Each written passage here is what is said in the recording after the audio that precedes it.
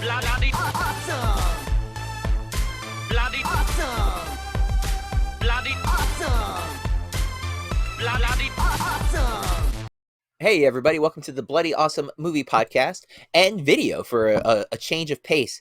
I'm Jon Berk, and with me from across the pond is Matt Hudson from whatIwatchtonight.co.uk. Matt, how you doing, sir? I'm doing very well, John, on this most prestigious of nights. I must say, you're looking sharp, my friend. It's a pleasure to actually see you. We've done this before, but we don't usually share the videos when we had in the past, but it's been a while. But today's a very special episode of the Bloody Awesome Movie Podcast. We are here to celebrate our annual award show, the BAMPies. So welcome viewers and listeners to our BAMPie Award episode. Matt, are you ready for the prestigious night where we award the best of 2022? That is right, folks. This is BAMPies 2022. We're sitting now in the future, 2023, but we're going to be looking back at the year of cinema, which I don't want to brag, Matt, but of all of the years that I've been reviewing films, I saw the most movies from 2022. You saw how many films last year? 180 movies that were released in 2022. Man. Which is now looking at my Letterboxd stats, I actually saw more in 2018, but a lot of those I saw after the year, right? Like I was catching up in 2019, where I probably, there's several movies I wanted to see from 2022 that I still miss, which I won't say yet because that's one of our categories. But if you've listened before, this is our third annual BAMPie Award, and it's something that we take a lot of joy in doing. We get more and more organized, I think, each time, and like we're trying something new this year. We have video, so thanks for joining us in whichever format you're viewing. If you've listened already and you want to come back and watch, you can find us on YouTube. We'll have a link in the podcast show notes, but we'll also have links on our sites and our socials. So we'll go through all of that usual stuff at the end. But this is a special episode, so there's no review here, guys. So know that going in. This is just looking back at the year. We have a lot of the common categories you expect from these types of awards. There's no review. We're not doing any of our other headlines or anything this week. This is a special episode.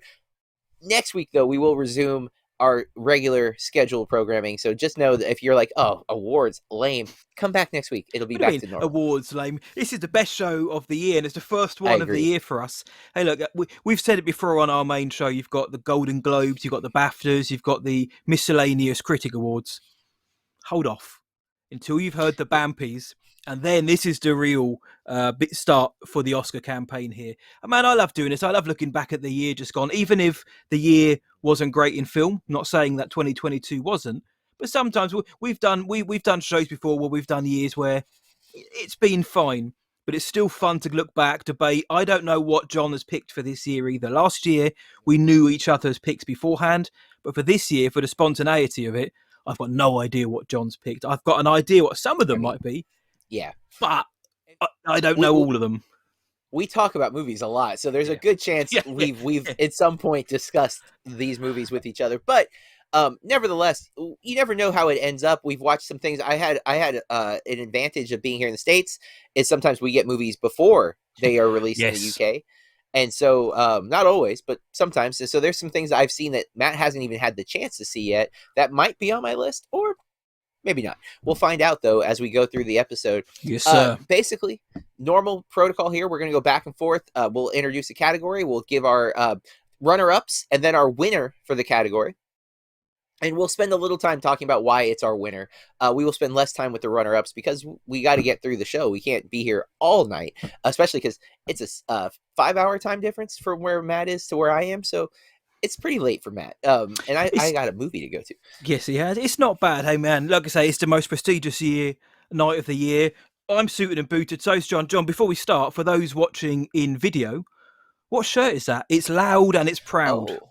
So I bought this through a company I'm not going to name drop because they're not a sponsor, but it's Universal Monsters. So like we got Frankenstein up here, right here. You see him in the yellow, and then I got the Mummy. Bride of Frankenstein, you got Creature of the Black Lagoon, we got some Dracula action right there. Yes. There's the Mummy in my armpit, poor guy. It's been a rough day for him. And there's a Wolfman on here somewhere. Each is very colorful, it's very vibrant. I like the shirt. I teach film, so getting to wear collar shirts that are film based is a fun thing for me. You have quite the collection as well. I have gathered quite the collection. Depending on the week, though, because sometimes they're a little more snug than I'd like them to be. So you gotta have, mix it up. But the weight loss journey continues, folks. I go up and down, but still work out way too many days a week. Like, I should probably stop, but should be watching the more only way films, is John. to lose the pounds. Yeah, that's the problem, because I sit watching so many movies. I have to go to the gym because otherwise I'm just sitting down all day. So you guys have butter popcorn. We don't have that over here. We us here in the UK, we're starved of that. But you've got your Universal Monsters shirt on. Now I've got a film related tie on, John. Oh, if anyone that can looks guess familiar. or tell me what it is from the video, I will shout you out on the next show, and we'll send you some of John's sweat from his shirt or something as a thank you. Oh. But this is a deep cut. If anyone can tell me what film this is from, I'll be very, very impressed. This was a BAMP exclusive tie. Mm-hmm. I'm loving your background. I love all the Ghostbusters memorabilia you got there. I've got more over here. I've got Exorcist stuff all down there, but to keep it family friendly, I've kept it off camera. I should have made more of an effort, because I have like all of my pop vinyls are to my left over here, but they're off camera. I do have this cool podcasting sign behind me, and there's movie memorabilia above me and stuff as well. But purple walls, because why not?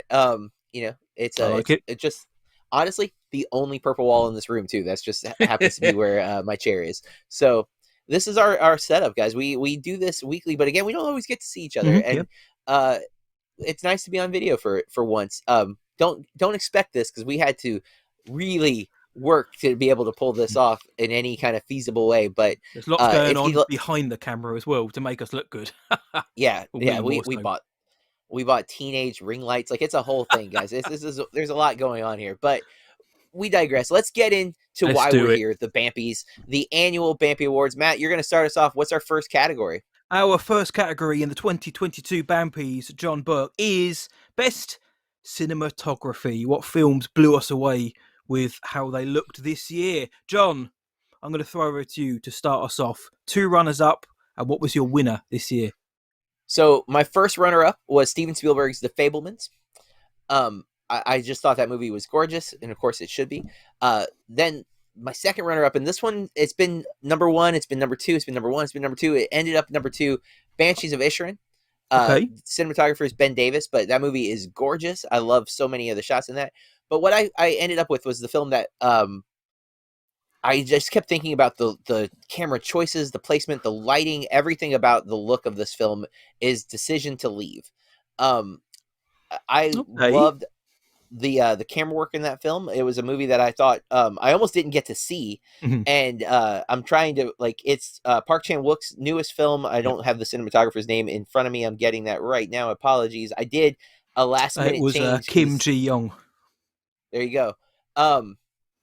I thought this movie was gorgeous. It's actually available to stream now on Mubi here in the States. So if you have access to Mubi, or it's one of the relatively cheaper streaming services. So even if you don't currently have access, why not give it a go? There's a lot of great movies on there, but Decision to Leave is a Mubi produced or distributed film. I don't know what the correct term is for what they've done there, but Mubi's getting into that game as well, like so many other streaming services.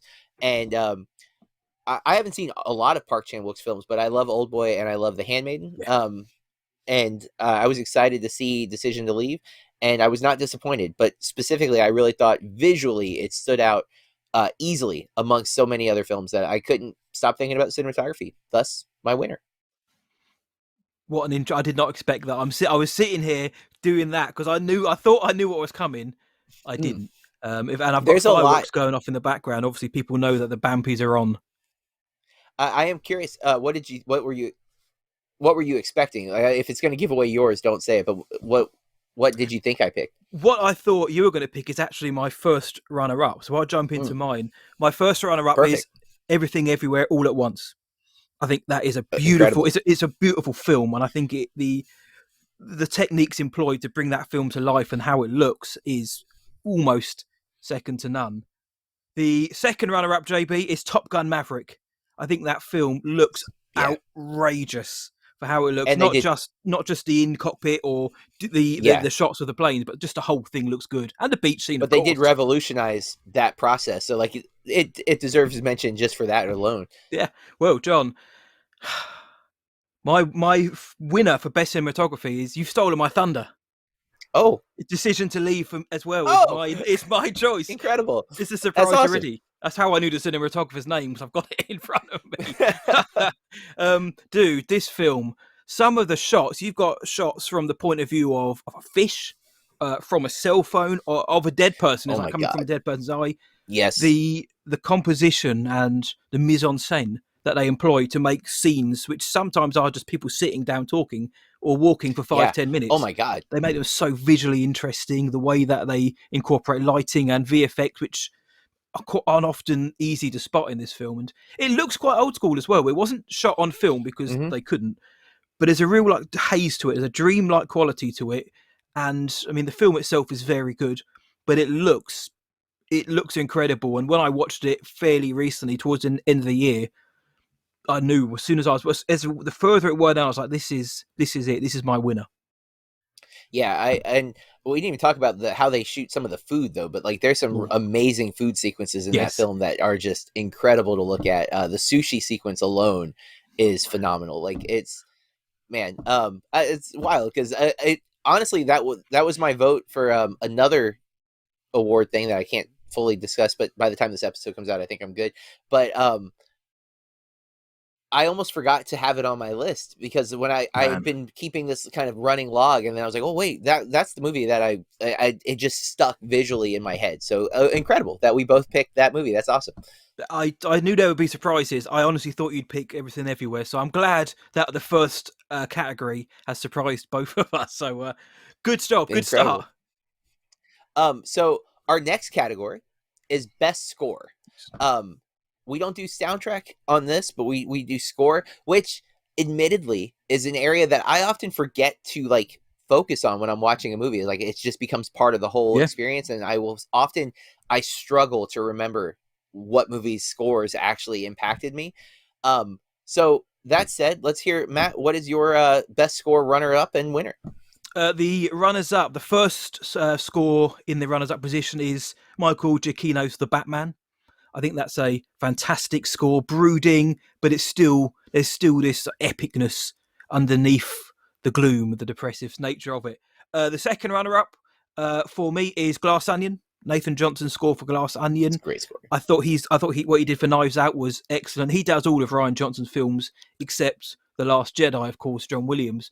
But there's something about his score for the Benoit Blanc saga which it just gets me. I love that. The winner, though, John, I'm going to make it 2 in a row now. The best score for me of 2022 was Decision to Leave again. Young-wook's score. The director, Park Chan-wook, he said, it's more about the texture of the song rather than the rhythm or how it sounded. And they use really nice, really cool Asian musical elements throughout. But it still sounds big. It still sounds classic. Like the film we mentioned earlier on, it's got an old school quality to it.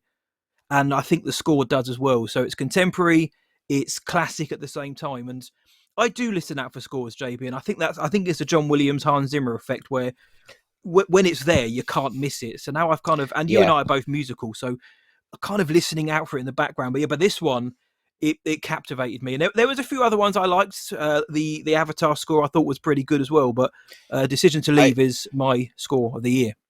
I will say, I think throughout the year, there were a lot of scores that really stood out to me while I was watching it. But like then when I tried to remember which ones they were, it didn't all come. But I'm pretty happy with my picks here. Okay. My runner-up number 1 is White Noise. Specifically, I love the score at the end of the movie, but I love the score throughout, and it has to shift because the tone shifts so much, massively. Right? Like the movie is in these 3 distinctive parts, and the tone in each part is significantly different, so the score has to shift and change, and I just thought it was really cool. My second runner-up is The Batman. Can't deny that score. It is phenomenal. So much of that movie is the mood, and the mood is set so much by the music, so it's hand in hand. To be fair, the lighting is also significant in The Batman, but those two things working together just create some epic moments. But my number 1 is Justin Hurwitz and Babylon. Man, if you haven't seen Babylon, which apparently a lot of people haven't seen Babylon given the box office, which is sad. I love it. I understand it's not for everybody though, for sure. But one of the things that I really loved about it is I don't pay attention to score. And yet I'm watching the movie going, that sounds like La La Land. Like there is City of man. Stars in this part of this movie, and when it was confirmed for me that I wasn't just imagining, and more importantly that it wasn't Hurwitz not having something new, but that it was thematically woven in because of the conversation between La La Land and Babylon, I was sold. I thought it was great. I've listened to the La La Land score and soundtrack so many times. Dude, like I love same that. here. It's always on my Spotify Wrapped, which makes it hard for me to put it online because it's the same thing each year. And on Monday, I think it was Monday, I tweeted out what Spotify playlist do you use when you're writing, right? Like, because I love music with lyrics. Like, generally speaking, I can't listen to instrumental stuff, but when I'm writing, lyrics mess me up. So I need scores. And so I've been like kind of actively looking, and there's so many playlists out there on Spotify already, but I was asking other writers, what do you use? And the Babylon score just kind of started filtering into some of these playlists. And I'm like, yeah, this confirms my feeling. I already had it on this list, but Hurwitz, Whiplash is also great. And while I didn't love First Man, what I remember of the score for First Man, pretty powerful as well. Do you know me, John? Long-time listeners know, and it's not a hot take, but that score wasn't even nominated for the Academy Award for the Oscar that year. It should have won that year. It's incredible. You're talking about soundtracks. When I'm working or chilling out or even going to sleep and I need music, I have Justin Hurwitz on in the background, and it's a mix of Guy and Madeline on a park bench, Whiplash, La La Land, First Man. I haven't yet seen Babylon. I'm seeing it next week. Thank you, Paramount. But I'm very excited to see so. But Justin Hurwitz's music he's one of the best. I don't want to say new, but kind of up and coming or underrated composers, because I still don't hear his name in broader circles. In film circles, we know how good he is, but in a wider kind of range, kind of still flies under the radar a bit for me. And he's an Oscar winner. Yeah. And a BAMPie winner now. Again, he seems to only really be working with Chazelle, but it's like, come on, people, what are we doing? Give this guy work. He's really good. His scores have been phenomenal. So yeah, I see that's an example we mentioned earlier at the top of the show. Matt hasn't had the chance to even see Babylon. I can't wait. But I hope this gives you even more hope about the score, because I picked it as my favorite. Dude, it absolutely is. I've got 1 week before I see it. I love Chazelle anyway, so I'm looking forward to it. Even more so now that he's a BAMPie winner. We'll move on to our next category then. This one comes with a little bit of explanation, but this category is most feel bad. Now, it's not a film which we thought is bad or the worst film of the year or anything like that. It's a film that when we watched it, it made us feel a negative emotion, whether that's sadness, a gloominess, a malaise. It made us feel something, but not positive as we watched it. I hope that's made more sense. But as we obviously go through them, we'll be able to explain more so about that. So, John, what were the films that made you most feel bad in 2022? So the first one, the runner-up, number one, is Men. Alex Garland's Men. Movie made me feel bad. One, I'm a man, and no, get us out of here. I did like the movie though. A lot of people didn't. I liked it. I was like puzzle box of a movie where I was like trying to figure out what the crap did that movie mean. It didn't hit as hard as Ex Machina Annihilation. No, but it's still a good film. Still a good film. Next up, and surprising, was Clerks 3. I Clerks get it. 3 made me sad a lot. For a lot of reasons. One, because of the history I have with Kevin Smith and the franchise. But also some sad stuff happens in Clerks 3 that you have to kind of confront, and it's part of getting old, and it's part of, you see Kevin Smith's reflection in that. So again, in a good way, but it made me feel bad. Okay. Sad. It made me feel sad. And then the one that I think hit the hardest, that made me feel the saddest because it is grounded in reality, is Till. T-I-L-L. Yep. If you don't know, that is the story about Emmett Till and his murder, and then the treatment of his body after the murder, and all of the horrendously awful things that are related to it. It's again, excellent movie. Not a criticism about the movie. I'm not saying it's a bad movie. I'm saying it makes anybody with a heart will hurt while watching that film. There is a sequence that is essential. Going into this, that if the real life murder was shown, we saw the picture of the body. Yep. It's it changed so much because of that. So in the film they're going to have to do the same. Like it can't not do it. So that moment is devastating, and if you can watch that and not cry, I'm impressed, because I don't see how. It's shattering, both as a film and how it's presented, but also because the reality of what it actually is, that this isn't just a film. This isn't someone's story that they came up with nothing, that this is representative. There's no way to watch it and not feel sad. So it must feel bad. And again, in a good way, as I think we would say, like in Elf, when they say, oh, you're special, in a good way. That's what we mean here. So that's my feel bads. Matt, what about you, sir? Well, Till comes out in a few weeks in the United Kingdom, so we're also going to get into debate of, do I put that on my 2022 list or 2023? That's something that pains me. Believe that in the comments what I should do with that. But for me, my feel bad films, my first runner up is a film on Netflix called Blonde, the Marilyn Monroe kind of faux biopic. It's just a very exploitative piece, and I know the director's kind of been very fiery about, if people get offended or people don't like it or think it's exploitative, then it's not for them. Okay, guy. Either way, it's a film which just show there's a few films I could have put on this list with a similar kind of vibe, but like the exploitation of Marilyn Monroe. I know the film is fictional, but you got to know this. This kind of behaviour was rife and still is. She Said, which came out this year as well. It's obviously touching on similar themes as well. So the second runner-up for the most feel-bad film is Emancipation, the Apple TV Plus original with Will Smith. Obviously, of course, it's all about slavery in the Deep South, and just watching it and the treatment of black people then, and how and what they were subjected to, and obviously the famous picture of Will Smith's character with scars and the beatings all over his body. It's, again, the film itself isn't great, but it's just watching it and realizing this isn't fiction.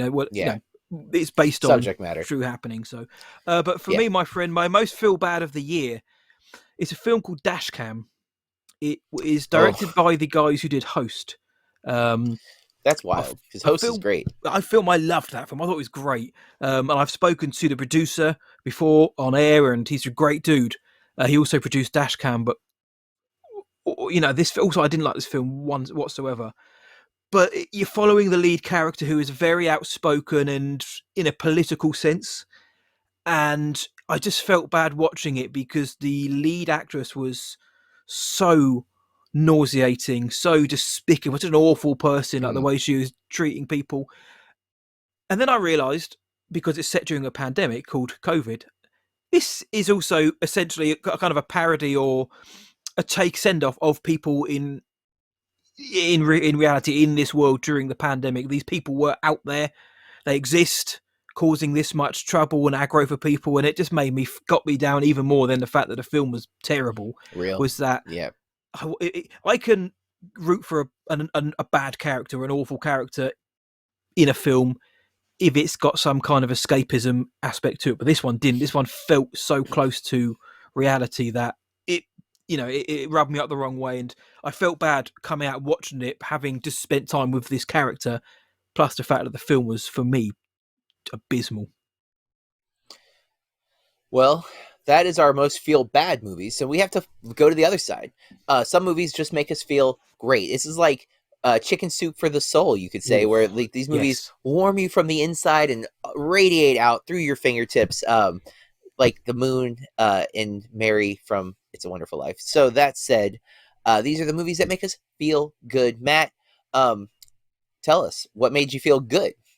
What made me feel good other than looking at your shirt, JB? In 2022, my first runner-up is Glass Onion, a Knives Out mystery. It felt good watching it. It's Benoit Blanc. The comedy is a bit bigger, a bit more cartoony this time, but I really enjoy the sharpness to the writing, and I felt like I was going on a ride with it. Plus the fact it's a great film as well. So Glass Onion is my first run-up. Second one, John, is Weird, the Al Yankovic story. God damn, that should be on my list too. Come on, I mean, we covered that on the show, and we both came out beaming during it. We had issues here and there with it, but Sure. just throughout is such an uplifting and raucously outrageous story that it's kind of hard not to come out of that smiling. But for me, though, the winner, JB, of the film which I watched and I came out and I thought, yes, was Top Gun Maverick. Was my feel-good film of the year, my friend. I went into it. A lot of listeners know what I thought about it going in. Yeah, do we need a Top Gun film? It's going to be bad. It's not going to be great, is it? I came out, and somebody next to me in a theatre during it was punching the air at certain moments, and I thought, you know what? I'm English. We don't do that. I'm going to join in with you. And I came out, got in the car, I put on Kenny Loggins, and I went straight down the way home, and I felt good. It just put me in a good place. Top Gun Maverick was a film which is full of positivity. It's got a great story. It's a great film.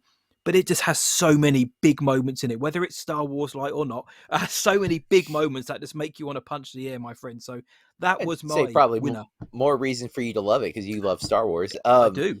What about yourself, though, John? What made you feel good this year? Well, my first runner-up is Top Gun Maverick. So there it is. There we go.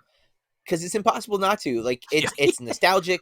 It's Tom Cruise is rocking. It's a thrill ride. There's a lot of good moments, and there are things that even like on the surface when you analyze it as like plot, you're like, that was kind of dumb. But it's in the moment, it's so you're like, yes, do the thing. And it was impossible not to put that on this list. It's such a big movie, it almost feels wrong to give it that kind of recognition because it's got so much recognition. Yeah. But man, it's undeniable. It was a feel-good film. I know a friend of the show, Big Tuna, who we talk about a lot, saw it 8 times. Wow. 8 times. I had no idea he had seen it that many times till the end of the year. We were talking about our Letterboxd stats, and I was like, wow. But my number 2, I guess technically my number 1 runner-up, I put Bros. I love a rom-com. Rom-coms really work for me. Billy Eichner, I thought was fantastic. I thought the relationship in the movie, I was really rooting for him. I had a blast watching this film. And part of it was because some of the people in my theater didn't know what they had gotten into, and some of them left through parts of it. And I couldn't help but laugh at that because I knew exactly what movie I was there to see. And it delivered. But my number 1, hands down, I don't think I've ever been so optimistic since Won't You Be My Neighbor? Which, if you know me, Mr. Rogers in that documentary moved my soul. Marcel the Shell with Shoes On. Oh, good shout. Did the same for me. I adore that little shell that's voiced by Jenny Slate. And I actually even brought that film to my students. I told them how optimistic and hopeful I thought it was. And then they were all mad at me because they cried so much because the movie deals with real topics. But for an adult, it didn't feel like they were not new topics. They weren't things like, I know that death is real and that I have to accept this mortality. High school kids, death is scary and they don't want to confront it. So like the movie made them confront some things that I hadn't thought about from their perspective, but they all loved the movie. And I want to clarify that they were all very into the film, but they were like, you thought that was a happy movie? I'm like, it is. It like, is. Everything works out. It's great. Yeah, and his attitude, no matter how hard things get, Marcel learns to like be hopeful, to be, to push, and that's the message of the film. Is you can't be afraid of death. You have to live your life, and like in 2022, we need that. Yes. We need that reminder. We need that, a shell to tell us that. Yes, that's the beauty of it. Is sometimes the most wisdom comes from the thing you least expect. This is a movie that is technically geared towards a younger audience, but dealing with real topics, which is something Mr. Rogers did, which is why I don't just elicit that film, because I do think it's a companion piece. I think the way Mr. Rogers talked to kids and he talked about real issues is what Marcel is doing the same way. And this movie is underseen, and getting to shout it out and tell people to check it out, I think is a great platform for this category, which I think it deserves to win. But also it's a way for me to go, hey, in case you missed it, go back and watch Marcel the Shell with Shoes On. It's marvelous. Yeah, an A24 film in every sense of the phrase as well. I've got to just quickly say before we move on, the beach scene in Top Gun Maverick could have been my most feel bad moment of the year. Not because it wasn't great, because it was, but I was like, I don't look like that. I want to look like that, dude. But most people don't look like that. I wish I did. But that kind of segues into our next category, John, is most disappointing film of 2022. We don't deal with the negatives here, like worst film or what did we hate or anything silly like that. But we're going to instead bring the most disappointing film. What film do we kind of have hopes for, which let us down a little bit in 2022? Mm-hmm. And John, what are your disappointments of the year? I don't think a list has filled itself so easily, unfortunately, because I went into some of these movies with a lot of hope and was devastated multiple times. The first runner-up is Doctor Strange and the Multiverse of Madness. I see that. I love Doctor Strange. Same. Thought that movie was fantastic, much better than a lot of other people thought. I went into this one. I do like Sam Raimi stuff. I'd watched all of Sam Raimi's films mostly this year again because Blank Check covered it. So I went in this like hopeful this is his return, and some people thought it was. To me, it just felt like he didn't really get the Marvel Cinematic Universe. He did make a Sam Raimi film, which I respect in some ways, but it's not what I wanted from this film. Again, we're not supposed to talk so long on these, so I'll move on. The next one, if you've listened to our show, you know how disappointed I was with Halloween Ends. I was grateful that it's ended, but I was so disappointed with the movie because I love the 2018 Halloween. I am a huge John Carpenter fan, and I love the 1978 Halloween. Yep. I didn't like Halloween Kills, and somehow I still had hopes that maybe they'll stick the landing. They didn't. They butchered the landing in every way, and I hate Halloween Ends. But even as much as that movie upset me, there's no bigger disappointment for this fan of Steven Spielberg and this fan of Jurassic Park than Jurassic World Dominion. Because if you are a fan of that franchise, that movie kind of spits in your face for being a fan of that franchise. It almost makes fun of you for liking franchises at all, which on a director level, I kind of respect the crap out of what Trevorrow did because it's like he had... This was his last chance, and I think he ruined it. If he gets to direct another studio movie, I will be surprised. Between this and The Book of Henry, I just can't imagine. This is just one big shot at studios. That film is Jurassic This World. is because he lost to Star Wars. This is him like, you took my Star Wars movie from me, I'll show you. And there's so many references to so many IPs in this, and I respect it in one level, but as a Jurassic Park fan, I wanted a Jurassic Park movie, and I did not get that. And there's so much wrong with that film, and I am a defender of Jurassic World. I think Fallen Kingdom is better than a lot of people say. I would say I defend that, though. But Dominion is trash, and I was so disappointed, so disappointed that I forgot I saw it until I was making. I was like, oh yeah, that was this year. I hate that movie. Yeah, I wanted to forget it because I was so disappointed. That's mine. Again, I spoke a little too much about all three, but all three really did it, like, emotionally disappoint me. It wasn't just... I'm not even... I do think of the three, I think Doctor Strange is the best of those three movies. I do think two of them are bad, but it's not that they're bad that I'm upset about. It's because I had such high hopes and they let me down. Matt, what are your three disappointing movies of the year?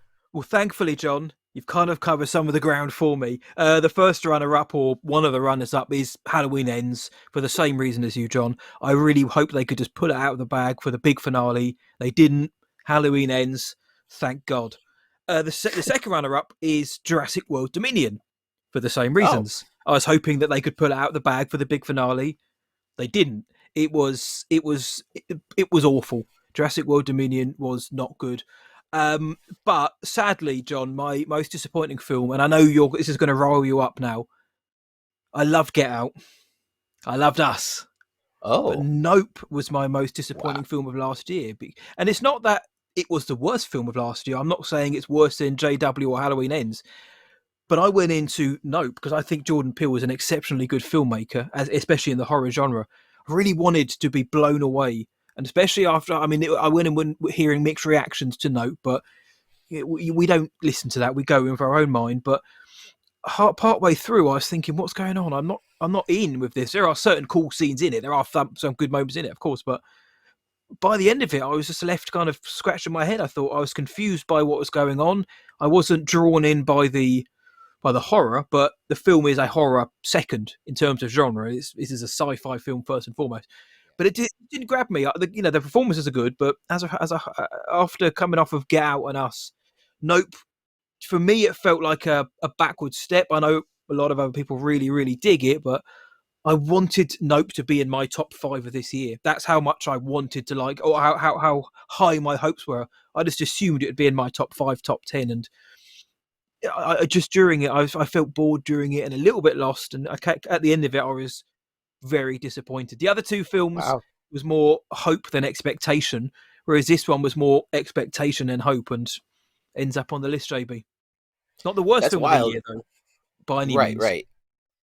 But yeah, Nope was a favorite of mine, so that's wild to hear it on. But I get it, because again, we both went into it high hopes because we loved Us and Get Out so much. Yep. But we had very different experiences. But hey, it doesn't happen often where we're that different of opinions, but it does happen, and that's perfectly acceptable. All right, our next category is our 2022 viewing regrets. These are movies that we didn't see, that we wish we had gotten to for one reason or another.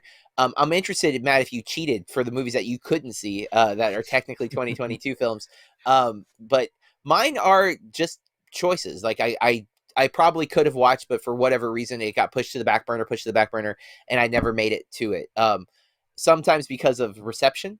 In fact, I think I'm going to throw a curveball and change my list on the fly here, because there's one that you mentioned that I didn't watch. And I'm going to go with Blonde is a viewing regret.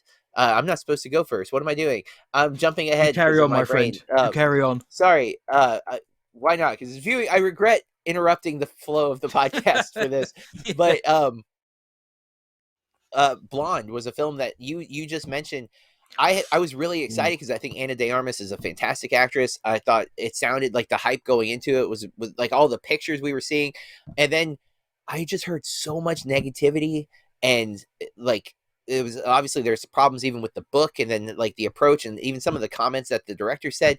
I just decided to separate myself from it. And it's one of those things where like, I probably should have been in the discourse, but I wasn't willing to suffer through what I heard so many other people, including yourself, just kind of point. It was a hard watch and a long film. And I was just, I ended up, nope, and walked away from it. So I regret not being a part of it, but at the same time, maybe I made the right choice. I don't know for sure, and that's, I guess, part of the regret is I don't know if I made the right choice. What if it would have been in my top 5 if I'd seen it? Yeah.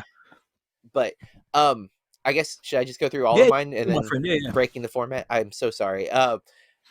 Another one that you mentioned that I skipped because I felt like it was going to be too painful to watch, Emancipation. I heard mixed things about the movie anyways, but then like the subject matter, it's so hard to watch movies about slavery because slavery's wrong. I know it's wrong. I don't know if I want to sit in a film where I'm reminded of how wrong it is when I already know that. And honestly, that's part of my last pick here. The movie that I regret not watching the most, because I've heard so much good stuff, including from you. I didn't watch All Quiet on the Western Front. Okay. It's I do that one. I plan on watching still, even though I missed it in the year. I think it's got to get watched. But the length and the subject matter, again, World War II is always a tough subject matter, right? This is World War One. I'm sorry, it's World War One. Yeah. World War One also really tough subject matter. Maybe even potentially more depending so, on depending on the perspective. And from what I've heard, the way this film is presented, it's very tough subject matter. So that was what kind of kept me off of it. That, and again, we often talk about runtime on this show. If a movie's 3 hours, it does make me go, not today. And that happened too often because it's at home on Netflix and not in a theater. It didn't pull me in the same way that like Babylon did, which I also was like, 3 hours, or Avatar. I'm like, but it was in the theater. So I'm more willing to commit the 3 hours, where at home, I'm like, well, will I stay focused for 3 hours, or will I end up on my phone and then I'm not watching it? Please. Please do. But sorry again, listeners, to break the format here, but that's what just happened. Those were my viewing regrets. Those are movies I did not see. So this is not commentary on the films themselves. This is me going, I probably should have caught these movies. Matt, you should have gone first, but what are your viewing regrets? My friend, if anyone's going to go before me, it's always going to be you, my friend. The first one I've put down is The Son, which is the prequel to The Father from last year. It played at London Film Festival this year. I'm not sure if it had a brief theatrical run. I know it's coming out, getting another run pre-Oscars, but I missed out on seeing The Son. The second film, the second runner-up for me, or first runner-up, however you want to look at it, it's an A24 film. It came out, I think, October last year. It's called The Inspection. It's one which I really wanted to see, but it just passed me by. It's about a young gay black man with he has to join the Marines basically, and of course then he has to prove himself within that organization and to his own family as well. That's the synopsis alone, and the talent involved made me kind of regret not picking this up sooner. But I will right that wrong as soon as possible, JB. But my number one viewing regret though for 2022. It's an international film. It's called Return to Seoul. It has another name as well, which I think it's called All the People I'll Never Be. It's a French, German, Belgian film directed by Davy Cho. It's about a 25-year-old French woman who returns to South Korea, where she was born for the very first time. She decides to look for her biological parents, but her journey takes a surprising turn. It stars Kim Sun Young, Jimin Park. It's got very good reviews. It was on the festival circuit last year, and it's one that as soon as I heard of it, I went looking for. I was like, right, I want to watch this. Is it on Mubi? Where can I see it? It isn't. It's coming out, and I guess getting a theatrical run soon. But it was available last year briefly to watch, and I wish I'd caught it because, again, I haven't seen it. Very presumptuous, but I feel like it's a film which it sounds like one I would have really liked. So. Return to Seoul is my viewing regret of 2022, my friend. And there's so many. I feel like I could have sat here on this, and I saw a lot of movies, and there's still so many that I wish I had seen. The Sun was one I didn't have here, but I even had access to it at one point, and I thought I had more days with the digital screener than I ended up having. So when I went to watch it, I had no access, and I was like, well, I guess I'll just let it go and I'll catch it later. But I really like The Father. Yeah. The fact that I've heard mixed things about The Sun did make me go, well, maybe I won't chase it quite so hard. But, some people liked it. Some people really didn't. But yeah, totally get it. I believe it's your introduction, even though I broke the format. My friend, it certainly is. No, I'm right. It's your. Oh man, it is. See, look, sorry, listeners. This is it. We're organised, but even we're allowed to flub up every now and then. It is. Yeah, this one we've gone from view and regret. Then let's make it a little bit more positive, I guess, and talk about our most surprising film of 2022. So this could be, take this how you will. Is it a film that we thought was going to be awful, but we were surprised at how good it was? Was it a film we thought was going to be good, but we were surprised how good it was? What was your most surprising films then from 2022, JB? So resuming the correct order, apologies again, listeners. The first runner-up was Smile, because the initial trailers for Smile made me look. I thought this was going to be a really bad, they made you frown, forgettable horror film, like maybe going back to Slender Man or something like that, whereas it just seems cheesy and not good. Truth or dare. And so I went into Smile, very low expectations, walked out raving, just thought it was brilliant. Good job. Similarly, I knew nothing about Barbarian. Went into Barbarian and walked out like, that movie's a masterpiece. Why aren't everyone should be talking about this? And so easy surprise for me, because wow. And then the biggest surprise was Clerks 3. I have been a Kevin Smith fan for a long time. He was one of the first directors that I really connected with outside of Spielberg or something like that, right? He was an indie guy. I saw Dogma and was blown away, and then I saw Mallrats, and I just all of it, just I was in it always. Kevin Smith's been a big part of who I am, I think, even. And when I heard about Clerks 3, considering the last movie was Yoga Hosers, I was really worried. He had been talking about Clerks 3 for a long time. And it's this idea, are you just beating a dead horse at this point? Can you bring anything new? Can you make these characters relevant? And then when I saw the first trailer and it was so meta that they were making Clerks in Clerks 3, I was like, oh my God, it's going to be bad. It's not going to work. And then I saw it. And the first 10 minutes, I felt right. I was like, this is awful. We're back. How is he doing this? There's no way. There's an actor in the film who is Harley's boyfriend in real life, because I'm a Kevin Smith fan, so I'm aware of his real world stuff. Mm-hmm. Yep. He does this performance at the beginning of the movie that is so ridiculous. He's carrying a box of kites, and he's like in a silent film. He's like overacting. It's so heavy, and it's just like, oh my god, that looks terrible. And then the ship rights itself, and Kevin proves that he had what it took the whole time. And Clerks 3 is a masterpiece. If you're a fan, I don't know if everyone will like it, but if you have liked Kevin Smith's work, Clerks 3 is the swan song of that franchise. It nails everything. It hits emotions.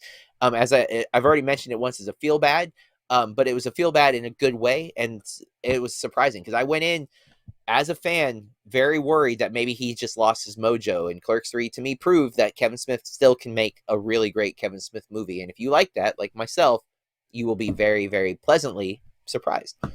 I know a lot of people who thought Clerks 3 was fantastic this year as well. No, it got a few mixed reactions as well, but I did see Clerks 3 and I did enjoy Clerks 3. For me though, John, my runners up then for most surprising. The first one is an A24 horror film, which I thought was going to be a bit of a throwaway, and that's X, the Ty West film. Yep. I ended up really digging X a lot. But, you know, when I saw the synopsis and what it's about, I thought, you know, it's going to be much of the same that we've already seen, but I was really taken by X. Second runner-up, Top Gun Maverick. Top Gun Maverick. I went into this film, as I mentioned, with no hopes, kind of thinking it's been almost 40 years for a sequel for a cheese fest in the early 80s. Again, as I mentioned, came out feeling good, you know, blood pumping, fist pumping, loved it. Most surprising film of the year, though, for me, John, was a Hulu film, Disney Plus over here, and it's Prey. The new entry into the Predator canon, mainly because the last Predator film was bloody awful. It was an awful film, and I like 2010's Predators. I enjoy that, but it's a franchise which has got its ups and downs. But I thought Prey was excellent. You know, I thought the actress, who the lead actress, was superb. I thought it looked great. I love the use of the Comanche culture and language as well, and it just brought it back to its roots. It's a shorter film, and it just gave us, you know, the basics of what a very good Predator film can be, but it added a little bit more nuance here, some story and some cool connections and some setup, because everything's got to have a setup. Surprised me how much I enjoyed it, especially given the Predator franchise isn't one that I hold in particularly high esteem, but I had a great time with Prey, and it surprised me the most, man. And that they dropped it on streaming instead of giving it a needed theatrical run. It would have blown up at the box office. You know, it's not going to make $1 billion. I also said Top Gun Maverick would only make 400 tops, but what do I know? But, you know, Prey would have made some decent money back, especially with the word of mouth that it took off immediately. So it did. Word to studios. I also trust your filmmakers sometimes. Yeah, Dan Trachtenberg hasn't got a lot of opportunities to prove himself, but he is continually proving himself every time he gets the opportunity. So let the man make some movies. I agree. All right. Well, that's our most surprising. Our next category, we're getting into kind of the Oscar territory. We are at Best International Feature. So these are movies that are, it's a little confusing because we are not in the same country. So international, not United States, not UK, I guess is how that works. Because technically a British film could have been mine. But we're going to start with you this time. We're going to follow the proper protocol here. What are your runner-up and winner for Best International Film? The runners-up for me begin with Speak No Evil. It's a Shudder original. It's a Danish film. Wow. And actually, thinking about it, this could have probably been my most feel-bad film of the year as well. Oh. It is soul-crushingly depressing. It's an excellent film, but goddamn, is it a cruel film to watch. My second runner-up, or next runner-up, JB, is Decision to Leave. I thought it looked great. I thought it sounded great, but it's my second runner-up. It is great. But the winner for me for Best International Film was one I saw a long time ago now, and it's Hatching. It's a Finnish psychological horror film, which, similarly to X, I went in, hoping for a decent, solid horror film. I love my horror films. I love this. It's directed by Hannah Bergholm, and it's about a 12-year-old gymnast who wants to please her mother. Her mother is obsessive. She's frankly not a very nice person. But she finds a bird in the woods that's been wounded, and she brings it home to kind of tend for it. And then what happens from then on was absolutely insane and wild. But I thought it worked from on every level. I thought the acting was great, especially from the young actress Siri Solalina. I thought she was very good. the practical effects in this, the creature effects were second to none. Insane. They were good. Yeah. I know you've seen this as well. So, but it had an effect on me. It had this profound effect on me when I watched it, because it didn't go the way I thought it was going to go. And it is really solid. It's one of the best horror films, if not the best horror film I've seen this year, JB. So yeah, Hatching was my top international film of the year, but I'll throw it to you, my friend. What were your runners-up and winners? So I'm going to cheat, kind of. I'm going to throw two in a tie here. RRR. Of course. Which is a fantastic Tollywood film. It's on Netflix, folks. If you haven't seen it, it's long. Just dive in. It is long, but it has 3 distinct moments. Yeah. You could easily take a potty break in between each hour. But it's so much fun. It has one of the best songs of the year. If it doesn't win the Oscar, I will be very sad. Yeah. It probably won't. But I'm going to also throw in Happening, which is a French film about abortion rights in France in the 60s. Devastating movie. I have to throw both of those. That's my tie for second runner-up. Apologies, I'm cheating. My first runner-up is Decision to Leave, that we both have talked about a couple of times now, but we have that in the same spot here. My international film, and it could have been several. There were a lot of really great international films I saw this year, but I'm going to go with Ahed's Knee. It's AHED''S Knee. Yep. It's directed by Nadav. Oh, I thought I had it, and now I messed it up. Nadav Lapid. There is a meta quality to it because it is about a filmmaker who throws himself into the situation. It's a really political, sided film about Israeli and Palestinian relations.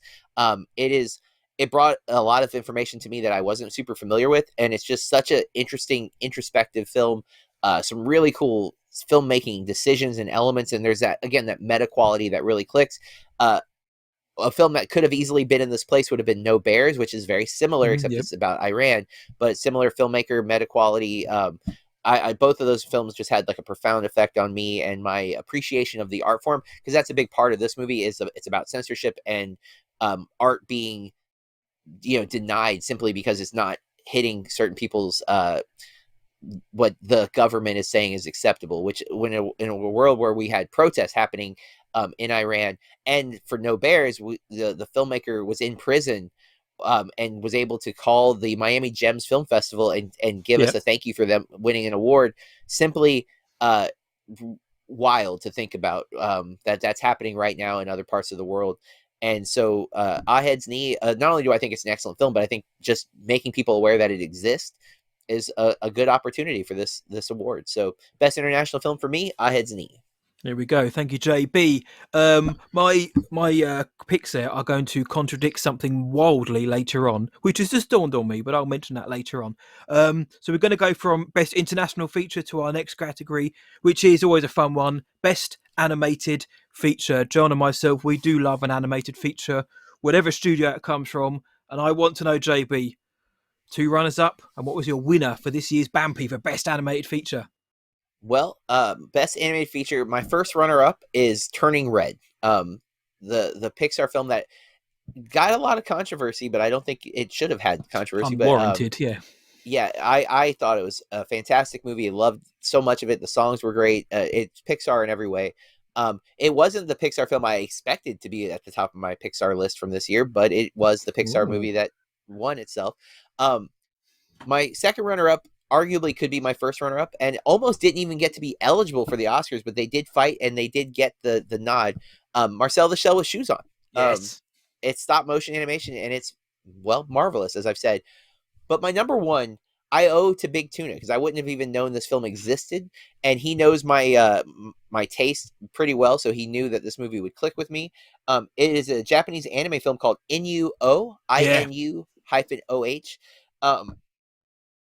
Not only do I think this movie looks fantastic, but what it does with music is why this movie clicked with me so hard. It's set in like feudal Japan. They're samurais, but the music elements become anachronistic. They put on like full concerts, like rock concerts, like what we see them in the animation doing. They aren't playing all the instruments that you are going to hear. You're going to hear music that is not possible to have been made at that time. But man, does it work. And you get these like at least 3 incredible concert sequences, and how that plays with the story and about humanity and the commentary on how we treat people. I connected with this movie so hard. And I'm so happy to be talking about this right now because it just became available to buy digitally on like Vudu and other streaming platforms. So if you like anime, if you like animation, and you like music especially, check out Inuo. It is an incredible film. That could have ended up on my viewing regret because I haven't seen that this year, but I remember you saying how awesome it was. So glad to hear that you enjoyed it, and it's just given me extra impetus to go and watch it, JB. For me, though, my friend, in terms of the runners-up for animated feature, the first one is Turning Red. I thought Turning Red was excellent. I thought the messages within it were very, very timely and worthwhile. Plus, I watched it with my daughter, who also loved it and watched it many, many times afterwards. So that was a win for me. The runner-up, Marcel the Shell with Shoes On. We've got the same ones here. For all the reasons you said, John, it's such a lovely film. Jenny Slate is excellent as the voice. Again, thematically, narratively, it's fantastic. You wouldn't expect a film about a kind of a fun-looking shell to hit as hard as it does, but A24 have done it again. They can always pick the weird and wonderful and make something excellent out of it. But my winner, though, JB, is a film I only watched recently, as did you, and it's Guillermo del Toro's Pinocchio. I had to check beforehand and just now to make sure it is definitely eligible for animated, but of course it is. Why wouldn't it be? But that is my favourite film in terms of the animation.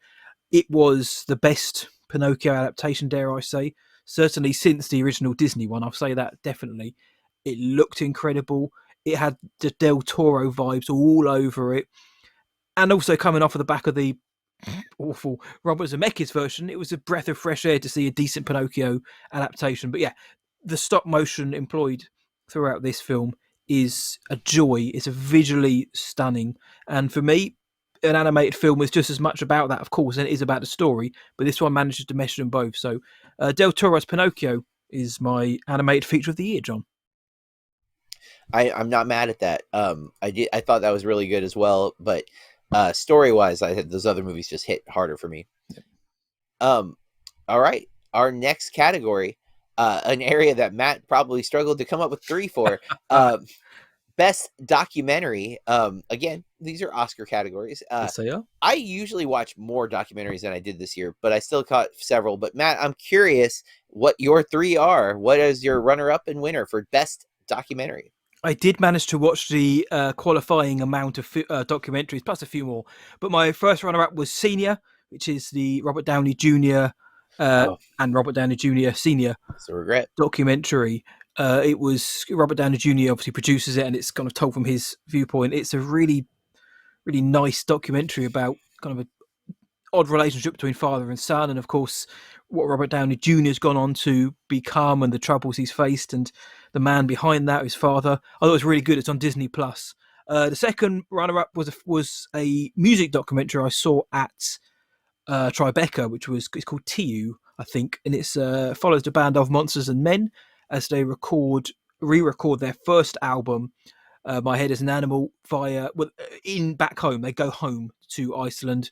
They go to cabins. They go to the places they went to as kids. They were on a river at one point playing these songs, and it's just a really nice, intimate kind of behind-the-scenes look at a band I very much enjoy. But my top documentary of the year was one which you'd mentioned a few months back now. It's on Disney Plus, and it's Fire of Love. I think a lot of people are going to pick this one as their own. I know there was that Werner Herzog documentary which covers the same story of the crafts, and I think you said you preferred this one as well. But it felt a little bit more engaging. There's a love story is the beating heart of this. It's not. It's volcanoes. It's lava. It's all of that. I can't even think of what ologists they are, but it's all of that. Volcanologists. Thank you. But in the middle of it is just 2 people who love each other and love what they do, and it tells their story. And I think it's really, and the narration is excellent. I think it's really, really well put together with lots of heart, lots of love. Fire of Love is my top documentary of the year, JB. As a man who watches about 5 documentaries a day, what have you gone for, John? I'm very excited. My runner-up, number 1, is Navalny, which I caught on HBO Max, and at this point, follows a man who survived an assassination attempt by poisoning with a lethal nerve agent in August 2020. Russian guy, crazy story. and like the whole, I didn't know all of the details in it. It's really compelling. My Old School is my second runner-up. The interesting thing about My Old School is, in order to do this story, they had to do like a reenactment, and they cast Alan Cumming to play this guy. So like Alan Cumming is like in the film. A lot of it is animated, and the animation reminds you of Daria, if you ever were a fan of that show, which I was. I know of that one. Yep. And I found the story to be just crazy, and it was like the way the film was put together, I thought was really interesting and unique.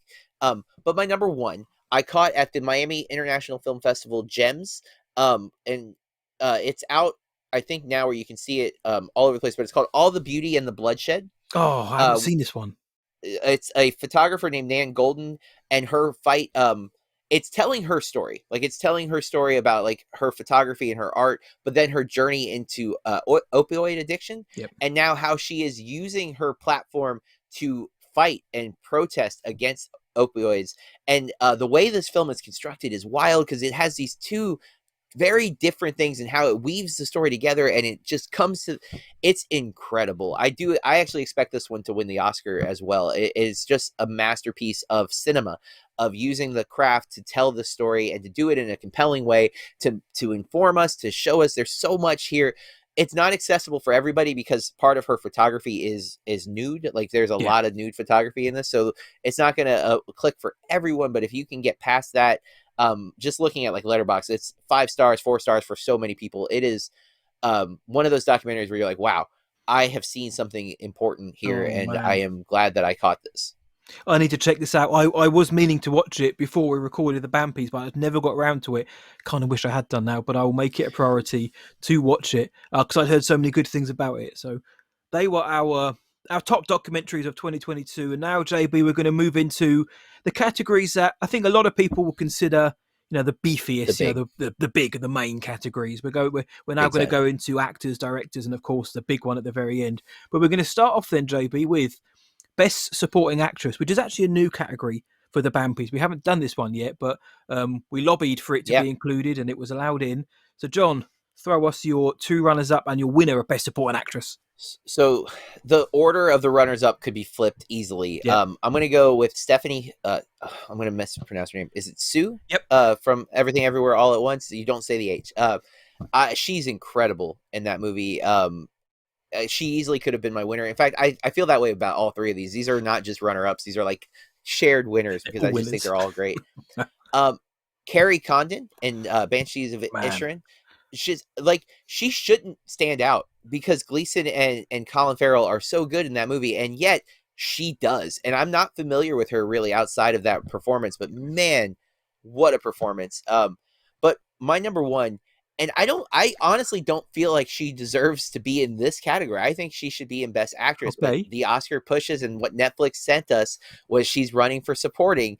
I strongly disagree, but I have no problem giving her this award. Janelle Monáe for Glass Onion. Man. I was blown. I've liked her in everything I've seen her in, but I love her in this. Like, she gets to showcase her talent in every way. Pretty much, I wish they could have figured out a way to get her to sing, because she's also a really talented musician. She is good as a great singer, yeah. So it would have been cool if they had like her singing also somehow. But she's so good in this, and to me, she is the lead in ways. Again, I don't want to get into spoiler territory or talk about why, but I loved her so much. I would have easily put her in my list of, she wouldn't have won there, to be fair. She would have been a runner-up for Best Actress. But I have no problem giving her this award, because I was so blown away by her performance in Glass Onion. So Janelle Monáe is my Best Supporting Actress. What about you, bub? That's a great choice, my friend. My runners-up, again, in no particular order, like all of them, to be fair, but in no particular order. I'll throw the first one out because you've already mentioned her. Carrie Condon, scintillatingly good in the Banshees of Inisherin. Like you say, in a film where you've got Gleason, Farrell, and Barry Keoghan as well. He's also superb. Really good.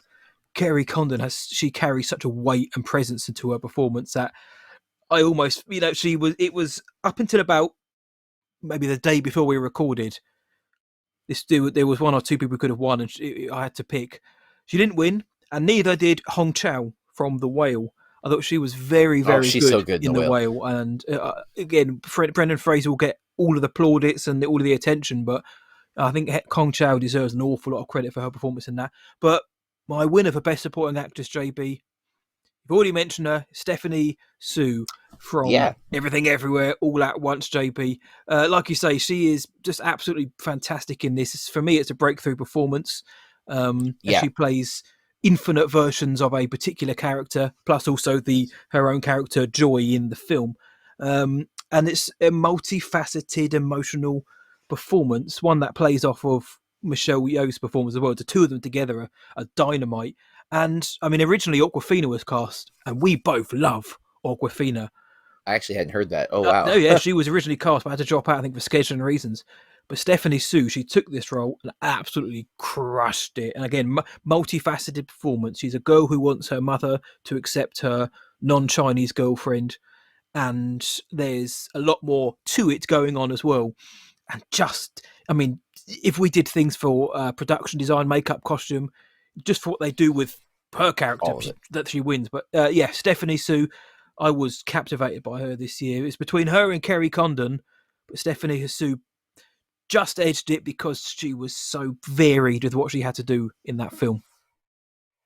I'm not mad at that. And again, I it's hard for me not to put her number one, but I was just blown away by Janelle Monáe. It could be recency bias there too, but Best Supporting Actor is our next category. Best Supporting Actor, obviously following Best Supporting Actress.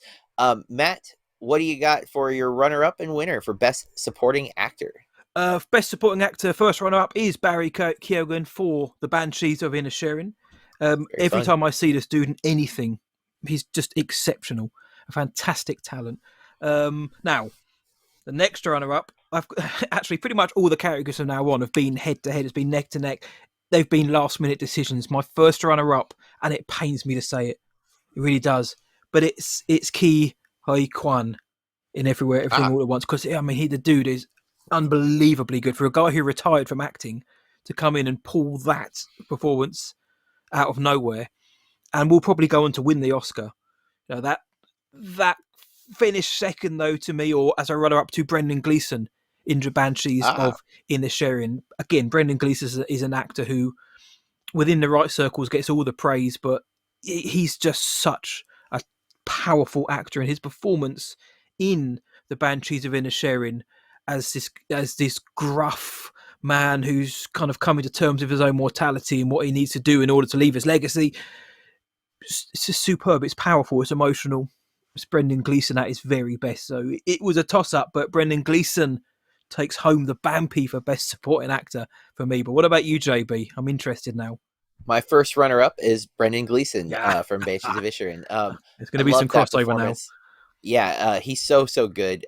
It's impossible not to give him the nod. I love that you have two from that movie, and both deserving. I think Keoghan's great. He's not on my list. Mm-hmm. I have a curveball that I don't think anyone will see coming as my second runner-up, or technically first runner-up.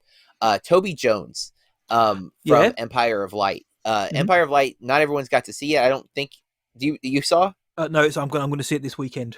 And that's the new Sam Mendes film. Yeah. Deakins, the cinematographer. Obviously Coleman, and I forget the new guy's name, but he's also fantastic. But Toby Jones delivers one of my favorite monologues from the year in this movie, and it's because it's about film. It's in the trailer. Part of it's in the trailer, like it's the voiceover of the trailer. It's talking about films 24 frames per second in your mind. It's that whole thing, and for me, it hits the point the movie's trying to make, and I thought his overall performance, he's often great, but he's always a character. He's always kind of in the background. He's very rarely in this forefront. But this movie, I don't think works without him. I think he brings the gravitas that you need for that particular. He is the projectionist at the theater, the Empire. I really just. I like that movie way more than most other people, but that type of stuff does work for me, and I wanted to give him a nod because it just clicked. But my number one, the supporting actor winner, Ki Huy Kwan, because of course, everything you said, he's tremendous. He brings the humor, he brings the empathy, the love. There's so much when she. I don't want to spoil this movie, even though it came out many months ago, but there's a moment where like she hugs him, and he just he breaks me. Like the emotion he's able to deliver. He's so sincere. And then if you didn't love his performance, listen to him talk about getting the opportunity to do this performance in any interview that's followed. Yep. He won me over both as character, but also as a human being. Like he is someone who is very clearly passionate. He was hurt by the system. I love his comeback story. Like everyone's talking about the Frasier, the Brent Renaissance, Brent Renaissance. But I think we should be talking about the Quanaissance because I want to see it happen, guys. I want him to get more work because he crushed everything all at once in this film. I see what you did there. Best supporting actor for me. JB, I think even when he becomes Oscar winner, I think he'll be getting a lot more work. And also his reunion with Harrison Ford at, I think it was New York Comic Con recently, was just how many almost broke the internet.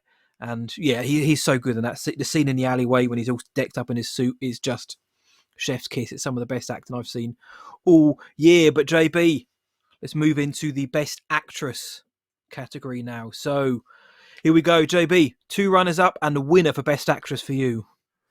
Well, I mentioned before that Janelle Monáe would be on this list, but because they were pushing her for supporting, I went ahead and moved her, and it opened up the opportunity for Michelle Williams from The Fabelmans to be on my list.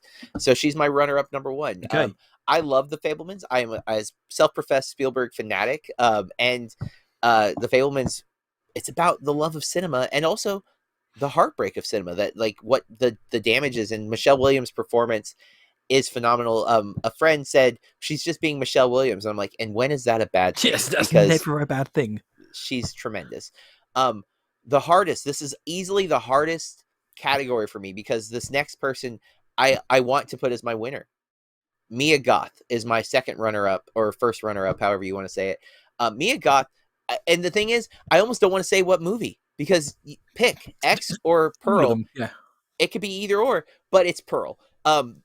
I said Toby Jones gives probably my favorite monologue. I think Mia Goth gives the best monologue, maybe in cinema history. Like, it is so intense. It's so well delivered, and it's so reliant on her performance.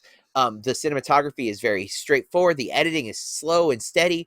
It's just her, and she is so up to the task. She does not hesitate. She could be easily the best actress, in my opinion, but we can only choose one. And it's Michelle Yeoh. Michelle Yeoh is phenomenal in Everything Everywhere All at Once. It is masterclass. I wanted to be funny and say Michelle Yeoh for Minions, The Rise of Gru, because she's great in that too. She's great in that. But being real, it's Everything Everywhere All at Once. She does so much. There's so many little things, the little elements of performance, but also the physicality of that performance. I've never felt more enthusiastically sure that I just saw a favorite movie than when I saw Everything Everywhere All at Once. Like, that movie ended and I'm like, I think I just saw my new favorite film, and it's not my number 1, but it is in my top 5. Yeah. A movie from 2022 is in my top 5 all-time films. I saw it 4 times in theaters, folks. It is only half of what Tuna saw Maverick, but nevertheless, 4 times. It's still a lot. And each time I brought different people with me. I'm like, you have to see this movie.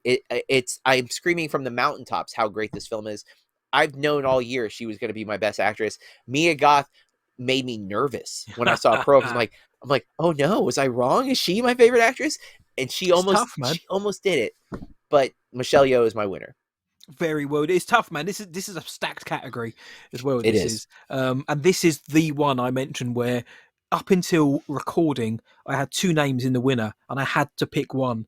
It was tough. But firstly, my first runner-up, JB, or the one of the runners-up, we keep saying that, is Mia Goth. As you mentioned, you were Goth, she a Goth, me a Goth, we all Goth. She is unbelievably good in Pearl. She's very good in X as well, in the roles, in the performances she's asked to do. But in Pearl, she is excellent. I think the film is great as well. I really think excellent. If they can knock Maxine out of the park, the 3rd film in this trilogy, guys, this is a hell of a trilogy A24 have given us within the space of a year. But yeah, she's excellent. The monologue, the end credits, should we just say, are brilliant, and just the way she flips between her emotions, should we say, in this film on a click of a finger it is the work of a very, very confident, very good actress. John, your winner is my first runner-up, Michelle Yeoh. Excellent this year. My one is a curveball, my winner, but I think Michelle Yeoh was winning it until this morning, pretty much, when it came down to the emotion of it. And Michelle Yeoh is superb. Like I say, the physicality, the range, the depth, superb. Everything you've just said is the reason why she pretty much was my winner. But for me, the best actress of the year is one who isn't getting an awful lot of awards in terms of the Oscars, getting a bit in terms of the international circuit and some of the smaller ones. But it's Anna Maria Barthelemy from Happening, the French film that you mentioned earlier on. She won the French Oscar, the César, for most promising actress. But her performance in Happening is magnificent. And when I was watching it, similarly to you, when I was watching, I was like, this is flawless from such an accomplished performance. Doesn't matter how old or young you are, but the fact that she is an up and coming actress is such an assured, such a confident, such a heartbreaking, such a crushing performance. How she has to run the full gamut of emotions in this film, and in a film which is very timely, but it's powerful, it's harrowing, and it's honest. She's a huge reason why. What she's asked to confidently exude and highlight and portray to an audience is a lot. You know, the subject matter of the film is heavy, and the way that she takes it so confidently is, I thought it was a masterpiece of acting. So Anna Maria Barthelemy is my best actress of the year, just edging out Michelle Yeoh. And when I say just, I mean it's paper thin, my friend. But it came down to the emotion, and Michelle Yeoh made me cry, but Anna Maria devastated me. That movie's devastating, so totally get it. That leads us to our next category, Best Actor in a Motion Picture. Matt, what is your runner-ups and winner? Again, this category I found a little bit easier to come up with, because there's been some great performances, but there's been a few standout ones. The first one for me is Bill Nighy in Living. I think Bill Nighy is a fantastic British actor. Yeah. Most people know, I think, internationally for things like Love Actually and that, but he is excellent. Quick, I mentioned that movie to one of my classes today, and I said Bill Nighy. They all thought I was talking about the science guy. Because Bill Nye the Science Guy, and I was like, no, guys, no. Come on.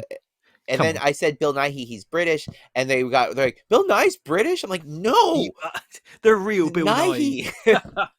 Man, you need to show him this show, or you need to show him that film, man. But he is excellent. I'll be surprised if he doesn't make the top 5 Oscar nominations this year for Best Actor. Runner-up number 1 is somebody who is, you've already mentioned him, and a lot of people want this. They want this to be the winner. It's Brendan Fraser for The Whale. I also want this, of course, because it's Brendan Fraser. The dude was in The Mummy, George of the Jungle, and all those other films that you liked before that, John. But Airheads. Airheads. But Encino, man, that was the one. Brendan Fraser is excellent. He never really went anywhere. He's been acting, but of course he's had the troubles in his personal life, which kind of Hollywood shunned him because of, awful, disgracefully shunned him. But he has come back in a big way recently, and The Whale, I think, showcases what a brilliant actor he is. But at the same time, I don't think he's ever really been given the chance to show that as much. It certainly is raw as Aronofsky's The Whale. So I think a lot of people want him to win the Best Actor. I do want him to win just for the nostalgia and just for the emotion of it. But I've got to give it to Colin Farrell as my winner for Best Actor for The Banshees of Inisherin. I mean, you could give it to him for After Yang, for The Batman, 3, for The Banshees as well, but it's going to be The Banshees of Inisherin. For me, it is the best I've ever seen him. He's an actor who consistently just gets better and better and better. Do you remember back in the day he was being ridiculed? He was a laughing stock. Family Guy. He was kind of terrible. He was terrible. He's an awful, terrible person, yeah. And he's turned it around and he's embraced the art form. And thank God he did, because he has been in so many good films. He's back with McDonagh and Gleeson as well. Yeah. And everything he's done with McDonagh just dynamite, fantastic. Isn't it? But in this, again, I've mentioned the E word a lot, emotions. But he made me laugh. He made me cry. He made me sad. He made me frustrated at times in this film as well. He's got the greatest eyebrows in cinema in this film as well. But there's just moments here which transcend, cinema almost, because it just felt so real, his performance. And Colin Farrell is one who, again, I can't say who's going to win the Oscar. I think, Hart says Brendan Fraser, Hez says Colin Farrell, but for me, the BAMPie winner for Best Actor is Colin Farrell for The Banshees of Inisherin. John, though, what are your picks? So I easily could have put Bill Nighy as a runner-up, but instead I went with another classic actor in another remake that I also found very emotional. As much as I love Living, I liked A Man Called Otto a little more. So man. Tom Hanks is runner-up. Such a generic answer, right? Like, we expect him or Denzel to be on these lists, but I can't help it. I thought he was so, not for Pinocchio. No, that's a bad Tom Hanks performance. Or Elvis. My runner-up number one is a movie that you didn't like very much, but I thought Daniel Kaluuya in Nope was amazing. He's great. His ability to give you so much with so little, like a little nod, a little closing of the eye, a little, tilt, even he just does so much with so little. The guy just deserves more recognition. He has presence for days. But my winner, dude, Colin Farrell. Now, I think it's a collective award because I think the dude did more work than anybody in terms of like the range of performance. Like, he's unrecognizable as a penguin. Obviously, that's not a lead performance. That would be a supporting performance. So he could have been both, I guess. He could have been both of these awards. But Banshees, when I saw it, I wasn't in the best headspace when I saw it. Like, I was like, it didn't quite click. It's one of those movies that it just stayed with me over and over. And I just kept thinking about that performance. I was so blown away by both him and Gleason, and again, Keoghan, and I've mentioned this movie a few times already, but it's a film I now own, and I actually really like Martin McDonagh. I know a lot of people, Three Billboards didn't click for everybody, but I love Seven Psychopaths, which is their first collaboration together. I thought was fantastic. I love In Bruges so much. Like, In Bruges is just not seen enough. And then this movie, when it reunites Gleason and him together, I'm just like, yep, gold. It's gold. And my God, is it gold. Their chemistry is undeniable. In fact, more importantly, their anti-chemistry, because they're best friends that are no longer best friends. And it, like, you just see it. Like, there's moments where both of them, they just have this longing look, this forlorn kind of approach. And man, what a performance. Come Colin on, man. Farrell. It's so good. So good. And after Yang, I love his work. I love when he gets to be somber, kind of emotionless guy, like he is in The Lobster, or Killing of a Sacred Deer. I just think he brings so much, and I've been a fan. He's only gotten better, like you said. He's like a fine wine, right? As he's aging, he just continues to improve and improve and improve. To be fair, I drink $5 wine, if anything, so I have no idea what I'm. I don't drink any wine, but but I get you. But hey, yeah, but it's a thing I've heard. So that's my best actor. We have the same best actor, so there you go. He must have done something right. That's the second. We both had best cinematography was the same, and best actor we both had the same. So we've only crossed the streams twice, my friend. We've had a lot of similar crossing over, but runner up kind of thing. But yeah, that's the winners have been very different. But here we go. Let's see. We've got two categories left, JB. Two categories. The penultimate one is best director. Again, very stacked in terms of the BAMPies and in terms of all the other awards, including the Oscars. A stacked category, I think, this year. John, who are your runners up, and who is the best director for you this year? Runner up number one, or I guess runner up two. I don't know how to do this. Runner up. And I'm going to say the name the way I've always said it, but Rian Johnson. It feels like it's supposed to be Reen Johnson. It's Ryan. But it is Ryan. Rian Johnson for Glass Onion. The dude, we don't do best writer, but he would probably win for that because I just think the writing on that movie is so impressive. And how he's for that. But I love Glass Onion. I'm a huge Rian Johnson fan. I've only not seen Brothers Bloom, but everything I've seen I love, and it's on my list. I just haven't. That's the one I missed. But runner up number one. Again, I think it could be for two movies, and not many directors can say that for the same year. But Ty West, out of nowhere, X and Pearl, right? Like, how do you not give this guy, like, he's made two of the best horror films of the year, which, saying in a year that is full of really great horror films. It's been a great year. Didn't see coming. Like, who two very thought? Different horror films as well. Yes, and the homage to the genre, which is something I always, as a fan of film, I love him. Like, I love filmmakers who are expressing their love of their own art, and yet doing something different, doing something unique with it. It's he's bringing reference to things, but in his own way. I just thought it was masterful. But there's no way anyone else deserves this award for me except for these two guys. These two guys are going to win because they're the Daniels. The Daniels for Everything Everywhere All at Once are the best director of the year. Well deserved, in my opinion. But what they did on the budget that they did it, how they did it, everything about it, the fact that they have been shunned from the Oscar shortlist for VFX is maddening to me, more so than any other snub that I can think of, because the fact that they did what they did, how they did it, is what deserves the award. Like, yes, Avatar looks amazing, but Cameron had an infinite number of people and money. And years. The Daniels did it with 7 people. Their directing style, it's such a unique thing. I love Swiss Army Man, but that movie, I don't know that it has a message. Everything Everywhere has the same insanity, the same chaos, the same weird energy that they bring to their film, but with a point, with heart, with love and care. And the emotions that I felt while watching that film ranged from everything. Like, I was laughing, I was crying, I was cheering, and I love martial arts, and the martial arts sequences are phenomenal. And these two guys did this. And I love seeing Jamie Lee Curtis post about this movie. I love seeing Michelle Yeoh post about, like, every actor on this film seemed like they had the best experience, and nothing makes me root for a director more than seeing the people that they work with love what they're doing. You know, there's so many horrible stories, like David O. Russell, the nightmare stories of his cast, so different. So if anyone deserves this award, to me, it's the Daniels. So I have no issue giving my best director. Sorry to get on the soapbox there, but I really love these guys. So thank you for giving us this incredible film. That was a surprise to me. I thought you were going to go for somebody else, JB.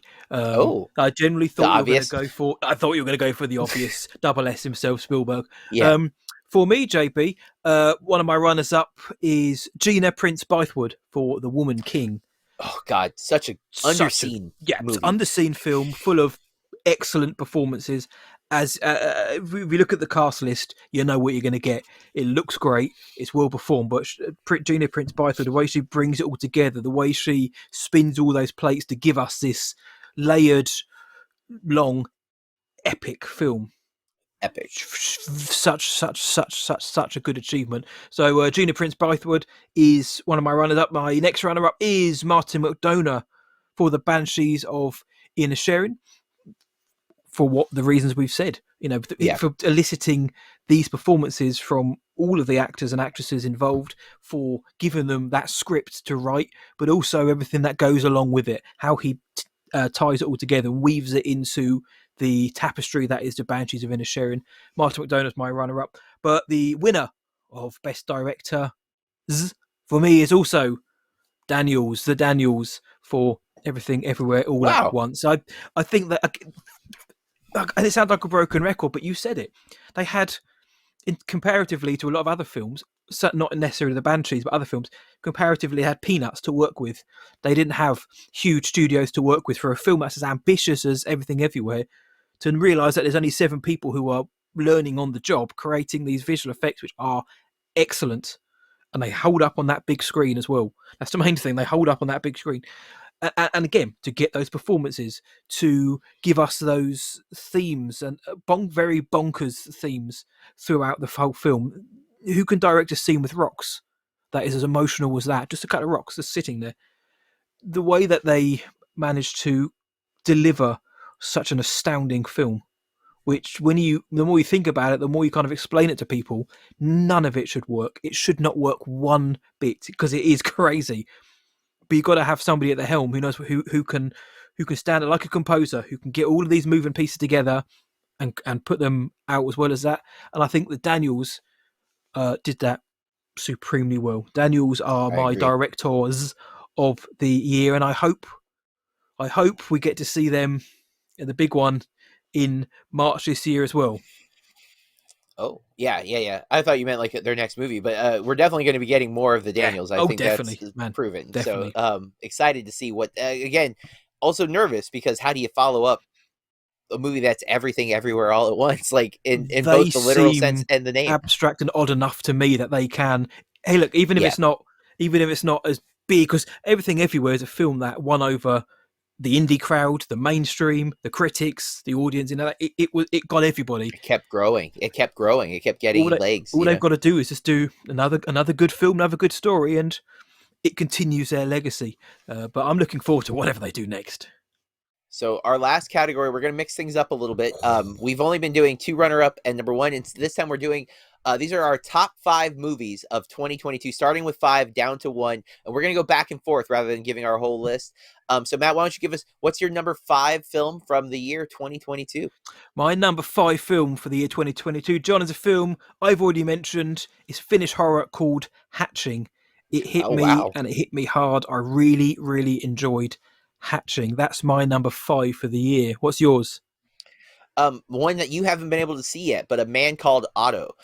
It came in very late in my for your consideration stuff, but it won me over so much that I then had to go back and watch the 2015 A Man Called Ove because I needed to see where the source material was. But I am a Tom Hanks fan. But this movie, it's funny, it's endearing, it made me cry. I just was so moved by it. I was worried too because it hadn't like I didn't know if other people loved it as much as me. And I was like, oh no, am I like Don't worry just about them. falling into this? But I the feedback that I'm seeing, a lot of people really are impressed with this because again, an American remake of a movie often isn't as good as the original, and I think this one it is as good as the original. I think Ove might be a little better. I think partly because Tom Hanks brings baggage. We expect certain It's things Tom from Tom Hanks. Hanks. I didn't know the actor who played Ove in that film, so like I had no expectation. I think he's able to pull off the grumpy guy easier because I'm like, you're still Tom. You're not grumpy. I know you. You're America's dad, or fit. whatever they call him. Yeah, like you're not that guy, but he still does a great job. Like it's not in any way a criticism. If anything, it's a remark of how good he is that I still bought it, even though I'm like, but you're not that way. But that's my number 5, A Man Called Otto. Number 4, then, for me, John, is a film that if you told me this would be anywhere near my top 20 this year, I would have flown to America, slapped you around the face, bought you a beer to say sorry, and then done it again, and then got on a very fast fighter jet, John. I would have got on a highway to the danger zone. Top Gun Maverick is my 4th favourite film of the year. This has no right being here until I saw the film. What more can be said about Top Gun Maverick that we haven't said, or the listeners or the watchers haven't already heard? It's just it's a blockbuster. It's an epic. It's a blockbuster in every sense of the word. It's a film that Tom Cruise pushed for to only be released at the cinema because he knew the spectacle that he had, and what isn't there to like? It's got all of the hallmarks of Top Gun. It's got those fist pumping moments. It's got the brilliant needle drops of the music. It's got the cool characters and the new characters as well. It's fighter pilots and fighter planes, which is always good. It looks brilliant. Tom Cruise brings his A game. And more importantly, the story, John. The story is compelling. It's engaging. Top Gun Maverick is an absolute huge achievement. $1.4 billion and a potential Best Picture nomination, sorry. That is outstanding. So Top Gun Maverick, number 4. Well, my number 4, you might be looking up at the sky. You might be thinking, hey, is that Tom Cruise? Is that a fighter pilot? And the answer would be nope. Puns. Because it's nope. Man. Jordan Peele's films, I've been a fan of all of them. As much as there's some really great horror films. This is the only one that made it into my top 5. Wow. Okay. But not a diss to the others. My top 40 is pretty tight. Like they're all movies that I love because I saw 180, and I am generally pretty positive about films. Yep. I'm critical sometimes, but the ones I'm definitely a little more forgiving. But nope. I remember watching it and just being shocked because I didn't know what it was going to be. I didn't know what movie we were coming to see. And again, there's a lot of filmmakers this year talking about film, and Peele brings that into this. We get a little history lesson. We get some stuff there, and that stuff works for me, man. It just brings me in so quick. And again, Kaluuya's performance, and also I'm going to forget her name, but she's great too. Keke Palmer. The Keke Palmer, just they're both so good. The chemistry that they have, I found it funny. There's like really cool moments. I saw it again in theaters. It held up, but there are some things that I'm like, man, I wish this was that way. But those bugaboos, I don't want to call them errors because I don't feel like they're errors, but that's just it. other filmmakers, I would think they're errors. For me, it becomes, what was he doing? What was his intention? Why did he do these things? And that's something I love about Peele, is I endlessly am just thinking about, because I know I've heard him talk. He is a student of cinema. He has studied the art form. So everything's intentional. Even the things that might feel like mistakes, he was doing something. We may not get it, but there's something there. And I think that just sticks with me, and I keep thinking about the film. So Nope just shoved its way into my top 5. I'm jealous, my friend. I wanted to be that guy to put it in my top 5, but it isn't. Instead, number 3 for me is another film I've already mentioned. It's Happening. Audrey Devan's Happening, the French film. Again, it had a French release in like 2021, but it's eligible for this year's Oscars. Therefore, it falls into the BAMPies, and it's a devastating film. It's so well written. It's so well presented. The performances across the board are good, but of course, I've mentioned Anna Maria Bartolomei is spectacular. There is one scene in particular in this film which I had to almost turn away from, because it's so starkly presented, and it's horrifying in its execution, but at the same time, it shines a light on some very timely issues. And I found the film, as I mentioned, it's as devastating, it's powerful, but it's a brilliant film, and it's Happening. And I hope more people can check it out and see it, because it's well worth it. But that's my number 3, John, which is a contradiction, because that should have actually been my best international film, but it's number 3.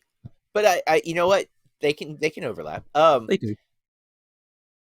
For my number 3, it's who you expected my best director to be. It's The Fabelmans.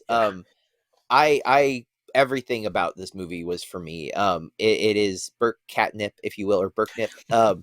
It's about Spielberg, and yet it's about film. It's about cinema.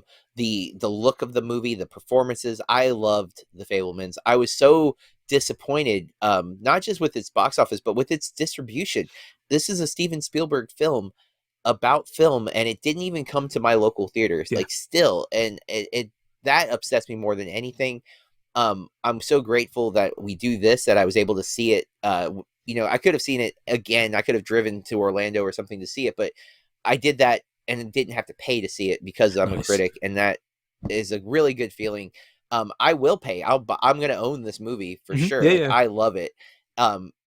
And I understand why it won't work for everybody, because everyone doesn't have the same passion or drive for cinema. But for me, it felt like getting to hear him on a podcast, essentially, like getting to hear his thoughts on film through a film that I was just grateful and appreciative that he was willing to share such an intimate story, even if it is still at a slight distance. Obviously he changes names and things like that, but it's, and again, I guess fans of Spielberg, we've heard the story, but seeing the story I found to be so powerful. So The Fabelmans, for me, easy to put on my top 5. Let's get into silver medal position now, John. This film, my number 2, is a film which was number 1 for the longest time, John. Everything Everywhere All at Once was my top film of the year. It has now been pushed down to second best film of the year. I think intrigued. I think we've mentioned why it is such a good film. For me, but one of the most, as I've mentioned, one of the best parts about the film is the external factors. I'll say it again: critically, commercially loved. Indie fans, mainstream. It wasn't just IndieWire who liked this; it was everybody else who enjoyed this as well. It touched the nerve of so many people, and it's so refreshing to see a film as refreshing as this do so well. It made bank. It made a lot of money. It made a lot of fans. And like you say, the way you see Jamie Lee Curtis, for example, on Instagram, just raving about this film. Michelle Yeoh as well. There's a real love for this. And it comes across on screen. It holds up on the small screen as well. I mentioned it holds up on the big screen. It's just as good on the small screen. It's bonkers. It's wacky. It's wonderful. It's cinema. That's what cinema. It should got to take you on a journey, and this does. It is like you said. Underneath all of the bizarreness, and it is an odd film, and I don't think it'll work for everyone, but it's working for almost everyone. Underneath it, though, is real. Real. It's real. That's what I can say. There's a real story. There's real themes. There's real messages underneath it. There's real. There's a genius and authenticity to the story behind all of the wackiness, which absolutely crushed me by the end of the film. When I watched it in theaters, blubbing my eyes out, because It's real, and that's it, and that's what I want. Like, it took me on a journey, and at the end, I felt so rewarded by it. So, Everything Everywhere All at Once was number one for the most part. It's my first runner-up, if you will. It's number 2 of the year for me. John, what's your number So 2 film curious. of the year, man? My number 2 film is a mystery called Glass Onion, a Knives Out mystery to be exact. Sorry, Ryan.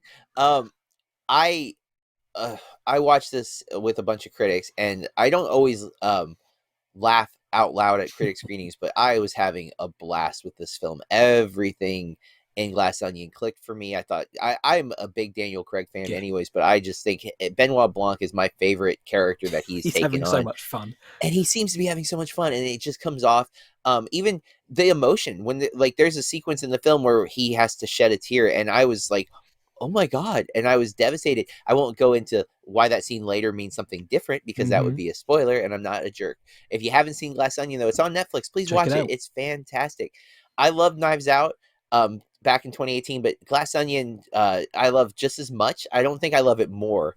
And I might love it a little less even, but I just thought everything about the film was so much fun. I think the writing is brilliant.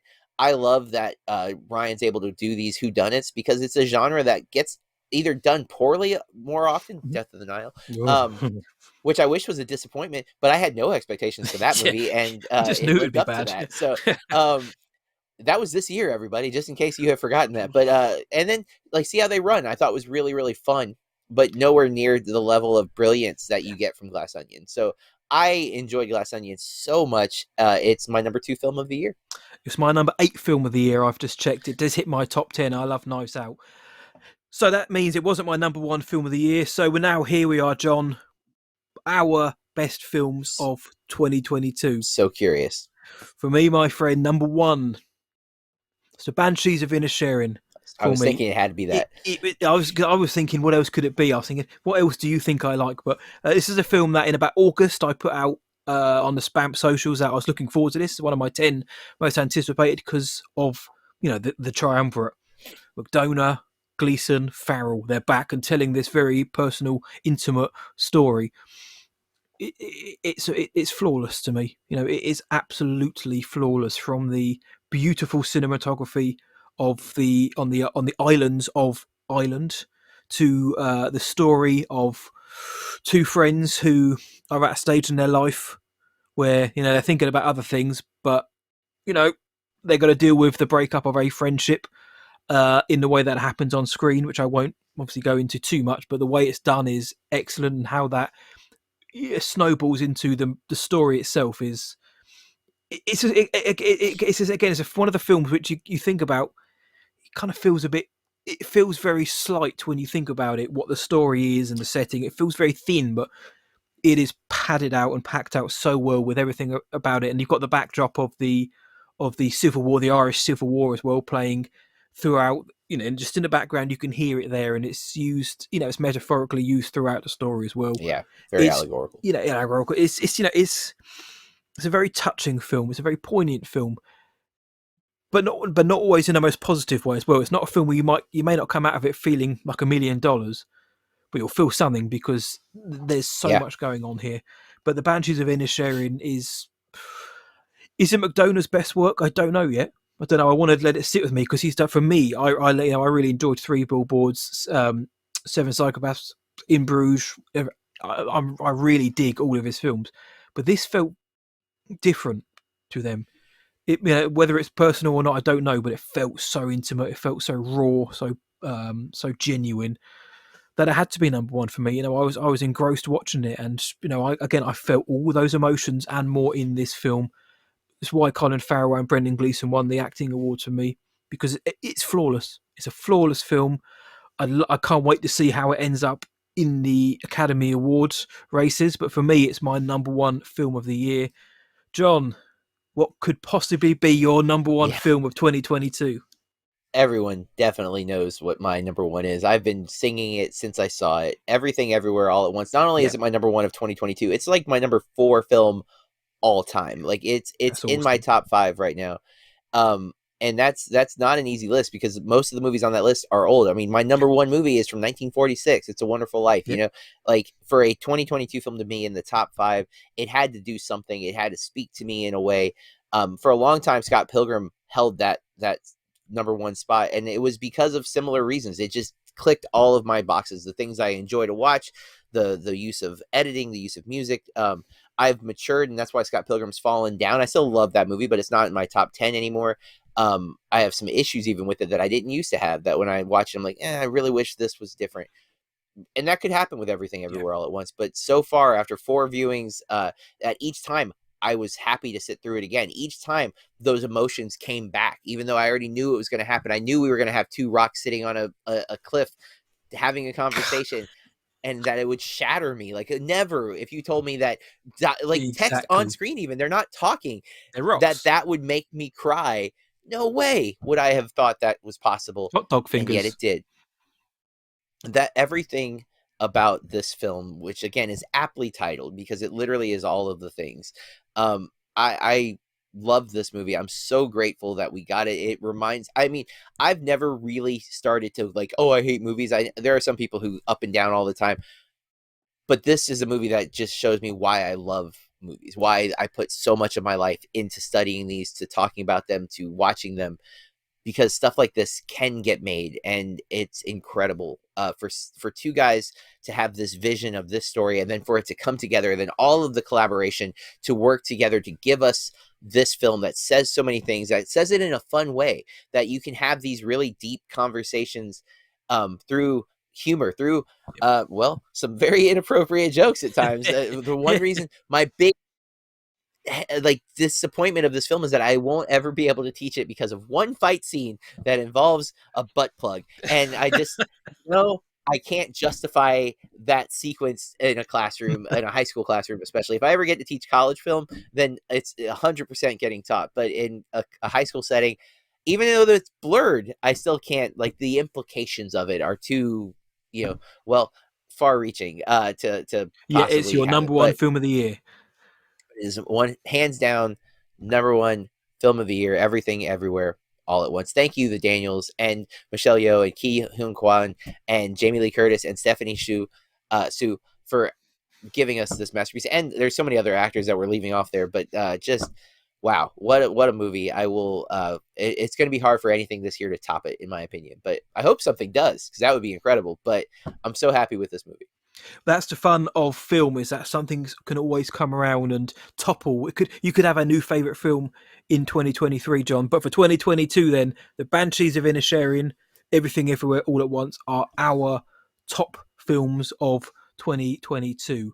But like you say, John, something might come along this year and knock Everything Everywhere out of your top 5. Something might come in and enter my top 5 films of all time. And that's what we're going to do to wrap up this episode then, and this edition of the BAMPies.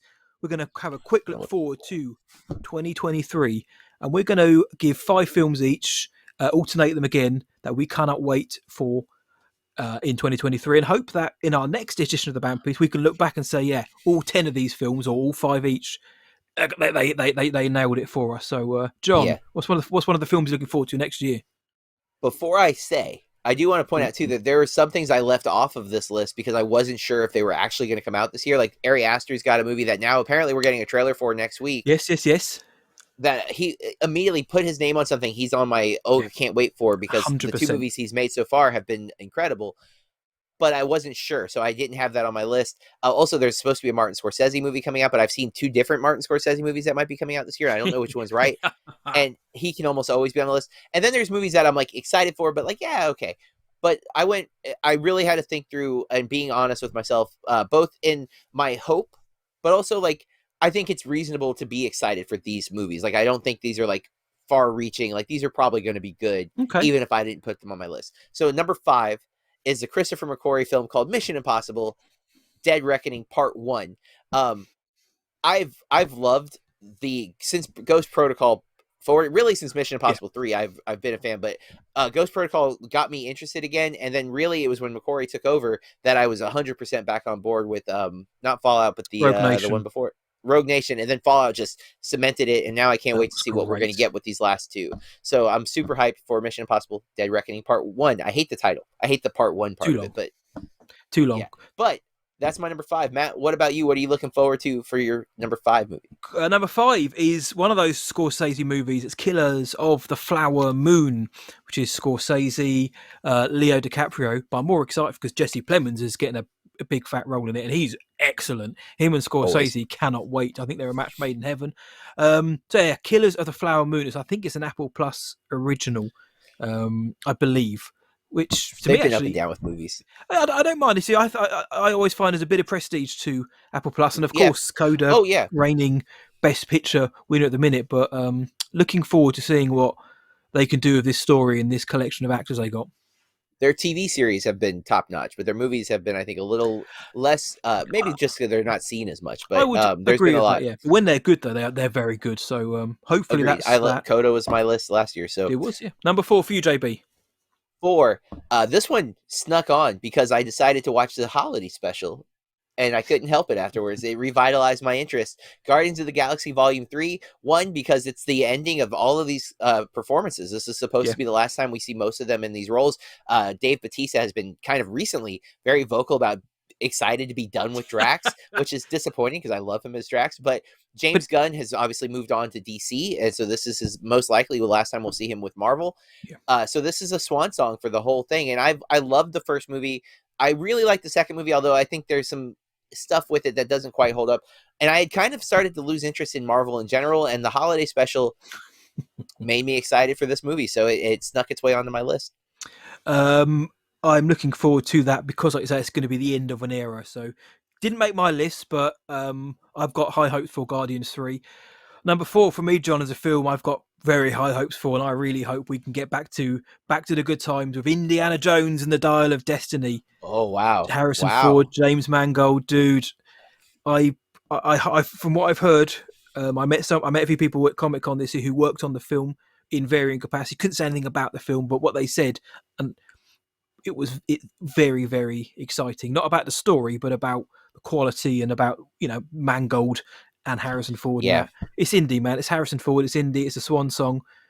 I can't wait. Crystal Skull was one thing, but it's Indy 5, man. I can't wait. The title's so bad though.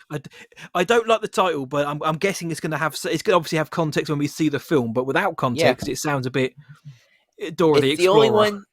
It's the only one that's alliterative. Like all of the other ones are not alliterative. Yeah, like it's a good point there. My number 3.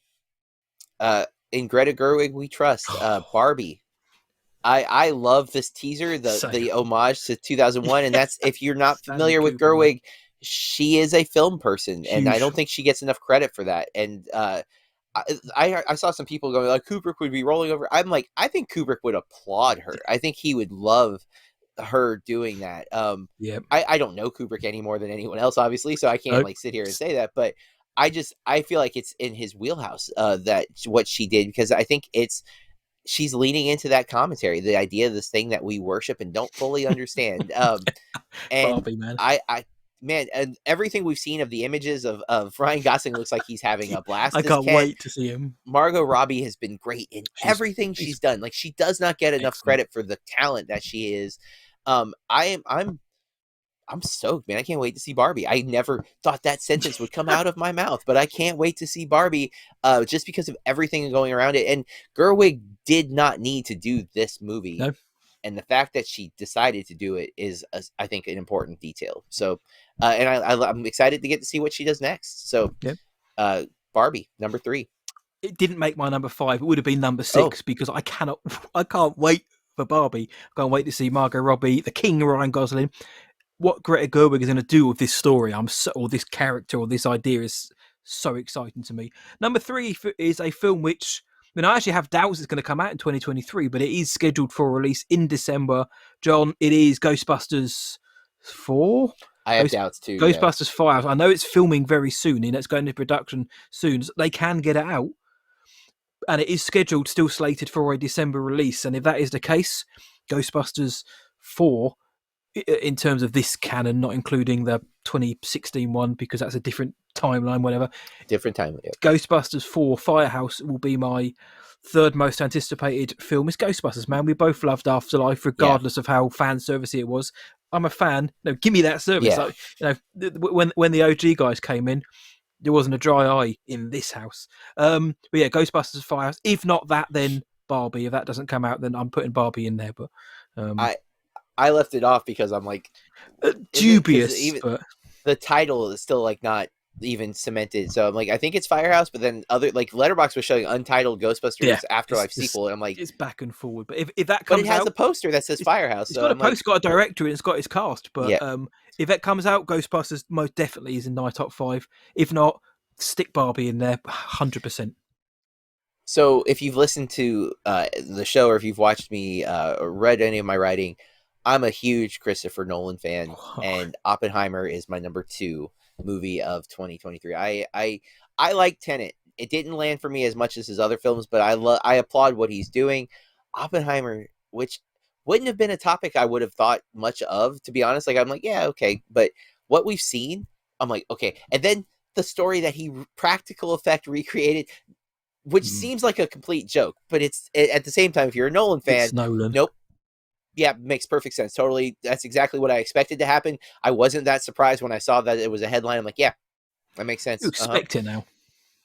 So I can't wait. The countdown is my anticipation level. Like, I'm going to explode like a mushroom cloud when it finally comes out. So I can't wait to see Oppenheimer. Yeah, it's coming out. That's my number 2. Coming out the same weekend as Barbie as well, don't forget. So, it's going to be a time at the theater. It's going to be a very, very different double act there. But yeah, Oppenheimer, looking forward to that. My number 2 pick, John, is the follow-up to my number 1 film of last year, and it's Dune Part 2. I cannot wait to see the next part of Dune. Denis Villeneuve created something incredible in Dune, and with the addition to the cast of Christopher Walken, of Florence Pugh, Austin Butler, amongst many others. Come on. I mean, in Villeneuve, I trust, my friend. I haven't read the books. I've purposely stayed away because I don't want to know what happens in this film. But so I know it's going to be good. I really regret watching the David Lynch film before, because I like the David Lynch film, so like I know what happened there. I don't know if that's going to be the same thing that happens in this, but that was, I think I was left kind of underwhelmed by Dune because I'm like, wait, there's a story not happening. So I'm excited about it, but it couldn't be in my top 5 because I was not disappointed with Dune at all, but just like it felt like half a movie, and it is. It is. It's so, part 1. I'm waiting for this half. Dune Part 2 is my number 2 of the year. John, what film from 2023 are you most excited for? It's a film that should have come out this year, but they pushed back, and it's probably for the best. Spider-Man Across the Spider-Verse. Yeah. I love Into the Spider-Verse. It's one of my it's the highest ranked animated film on my top 100 list. It's only a little bit ahead of Spirited Away, but it is ahead of Spirited Away, which I think says something about how much that movie clicks with me. I love Spider-Man anyways. Obviously, I'm constantly fighting with you about Tom Holland being the best, and you finally came around and admitted it. You even signed an affidavit saying so. So I must have lost that. Yeah, it's gone somewhere, but it's fine. The cast is returning, which is incredible, but we're getting all these new Spider-Man, including Daniel Kaluuya as Spider-Punk. I've heard nothing but excitement around this film. I am so hyped for it. I cannot wait to see it. It's one of the few things Sony has going that is doing the right thing cinematically without someone else supervising. So I hope they don't mess it up, but I cannot wait to see this film. And from what I understand, this is 2 of what should be another movie coming. So hopefully that's exciting. But I might be wrong. I know that at some point there was supposed to be a trilogy happening, and of course studios, they want IP, so they're not going to stop making them if it makes money. But I am very, very hopeful that we're going to get the same level of quality that we got from Into the Spider-Verse with Across the Spider-Verse. Yep, I loved Into the Spider-Verse. It was my top superhero film of that year, and it's one of my, if not my, it's in my top 5 probably superhero films of all time. It's incredible. Plus the soundtrack rocks. The soundtrack is awesome, JB. My number 1. Now, I'm anticipating this, and I'm excited with a very, very large dash of anxiety now after the film that came out this year by the director of The Exorcist, the sequel to the 1973 masterpiece, the greatest film of all time, is getting a direct sequel now, helmed by David Gordon Green. In 2018, I was like, yeah, I can see what they're doing. I can see the trajectory now. The Exorcist. I really hope it isn't called The Exorcist. I hope they call it something else or subtitle, because I don't want to have, Halloween. Exorcist. I got a feeling that the first film is going to be very solid, like Halloween 2018 was. I think it's going to be a very decent follow-up. And then I think it's going to tail off when they go straight to Peacock or wherever it is they're going. But I'm not, you know me, John. It's about my favourite film of all time is The Exorcist, but I'm not beholden to the fact that they can't come in and make a follow-up that can be just as good. It's not. I'm soothed by the fact that it's not a remake. Had it been a remake, it wouldn't been anywhere near this list. It's a direct sequel. It's got fantastic quality in the cast. You've got Anne Dowd, you've got Leslie Odom Jr., you've got obviously the excellent Ellen Burstyn coming back as Chris McNeil. There is hopefully a good story there to tell, but there's a good foundation to build it on. I think David Gordon Green is good at starting things, don't know about ending it. I am very excited to see what they do for this film, as it's a follow-up, as it is a sequel. I'm very excited for it, JB. I want it to blow me away. I want it to be my best film of the year. Whether it will be or not, who knows? I just want a very good story. I want a grounded character study like the first film was, with some good scares. I hope they don't lean into the vomiting and the cursing and the controversy too much, because that's what all the other films since have done, and it doesn't work. The Exorcist, John, is my most anticipated film of 2023. Makes sense. Yep. Can't wait. Makes perfect sense. Fingers crossed, anyway. If they made a sequel to It's a Wonderful Life, it would probably be on my most anticipated. It's a Wonderful Life. No. It's a more wonderful life. This life can't get more wonderful. Christmas Suicide is what we should call it. I like it. That is the BAMPies for 2022, and what we're looking forward to. The fun thing will be, when we do this in 2023, will any of our 5 anticipated films make it to the top 5? I hope so too, because otherwise they're going to be in our disappointed list probably. Like, if they're not in our top 5, they should be the winner for disappointed. Well, let's remember that. Think back when we go to pick next year our disappointed.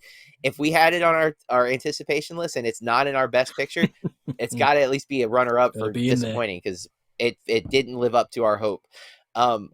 But listeners, we hope you enjoyed it. We know you probably didn't totally agree with everything that we said, but you can reach out to us. Tell us what you thought. What were your best movies of the year? What was your biggest disappointment? What was your biggest surprise? Don't just give us the best picture. That's an easy one. It's everything everywhere all at once. Tell us the other stuff. What are those subcategories that you didn't quite get to? Hit us up on social media. On Instagram, we're at Bloody Awesome Movie Pod. And Matt, Twitter? We are at BAMP_podcast, BAMP_podcast. And we're still on Facebook. You can search Bloody Awesome Movie Podcast. Me, individually, you can find me at BerkReviews.com and at BerkReviews on all the social media platforms. Even, I'm on Hive. I don't check it, but I'm on there. Matt, where can they find you? You can find me at whatiwatchtonight.co.uk and just search for What I Watched Tonight across all of the socials, including Letterboxd, and you'll find me there. Now, before we go, we will be back to our normal type episodes next week. We're going to be talking about Megan, a movie that, as of recording, had a 96% Rotten Tomato score. Never would have guessed that. I'm hyped. I'm about to go see it right now. I'm going to grab some food, and then I'm hitting the movies. Check out my written review, but we'll be back to discuss it together. Probably not on video. Who knows? But we're going to be talking Megan next week, so check that out. In the meantime, we encourage you to keep watching movies. And stay bloody awesome. Bloody awesome! Bloody awesome! Bloody awesome! Bloody awesome! Bloody awesome! Bloody awesome!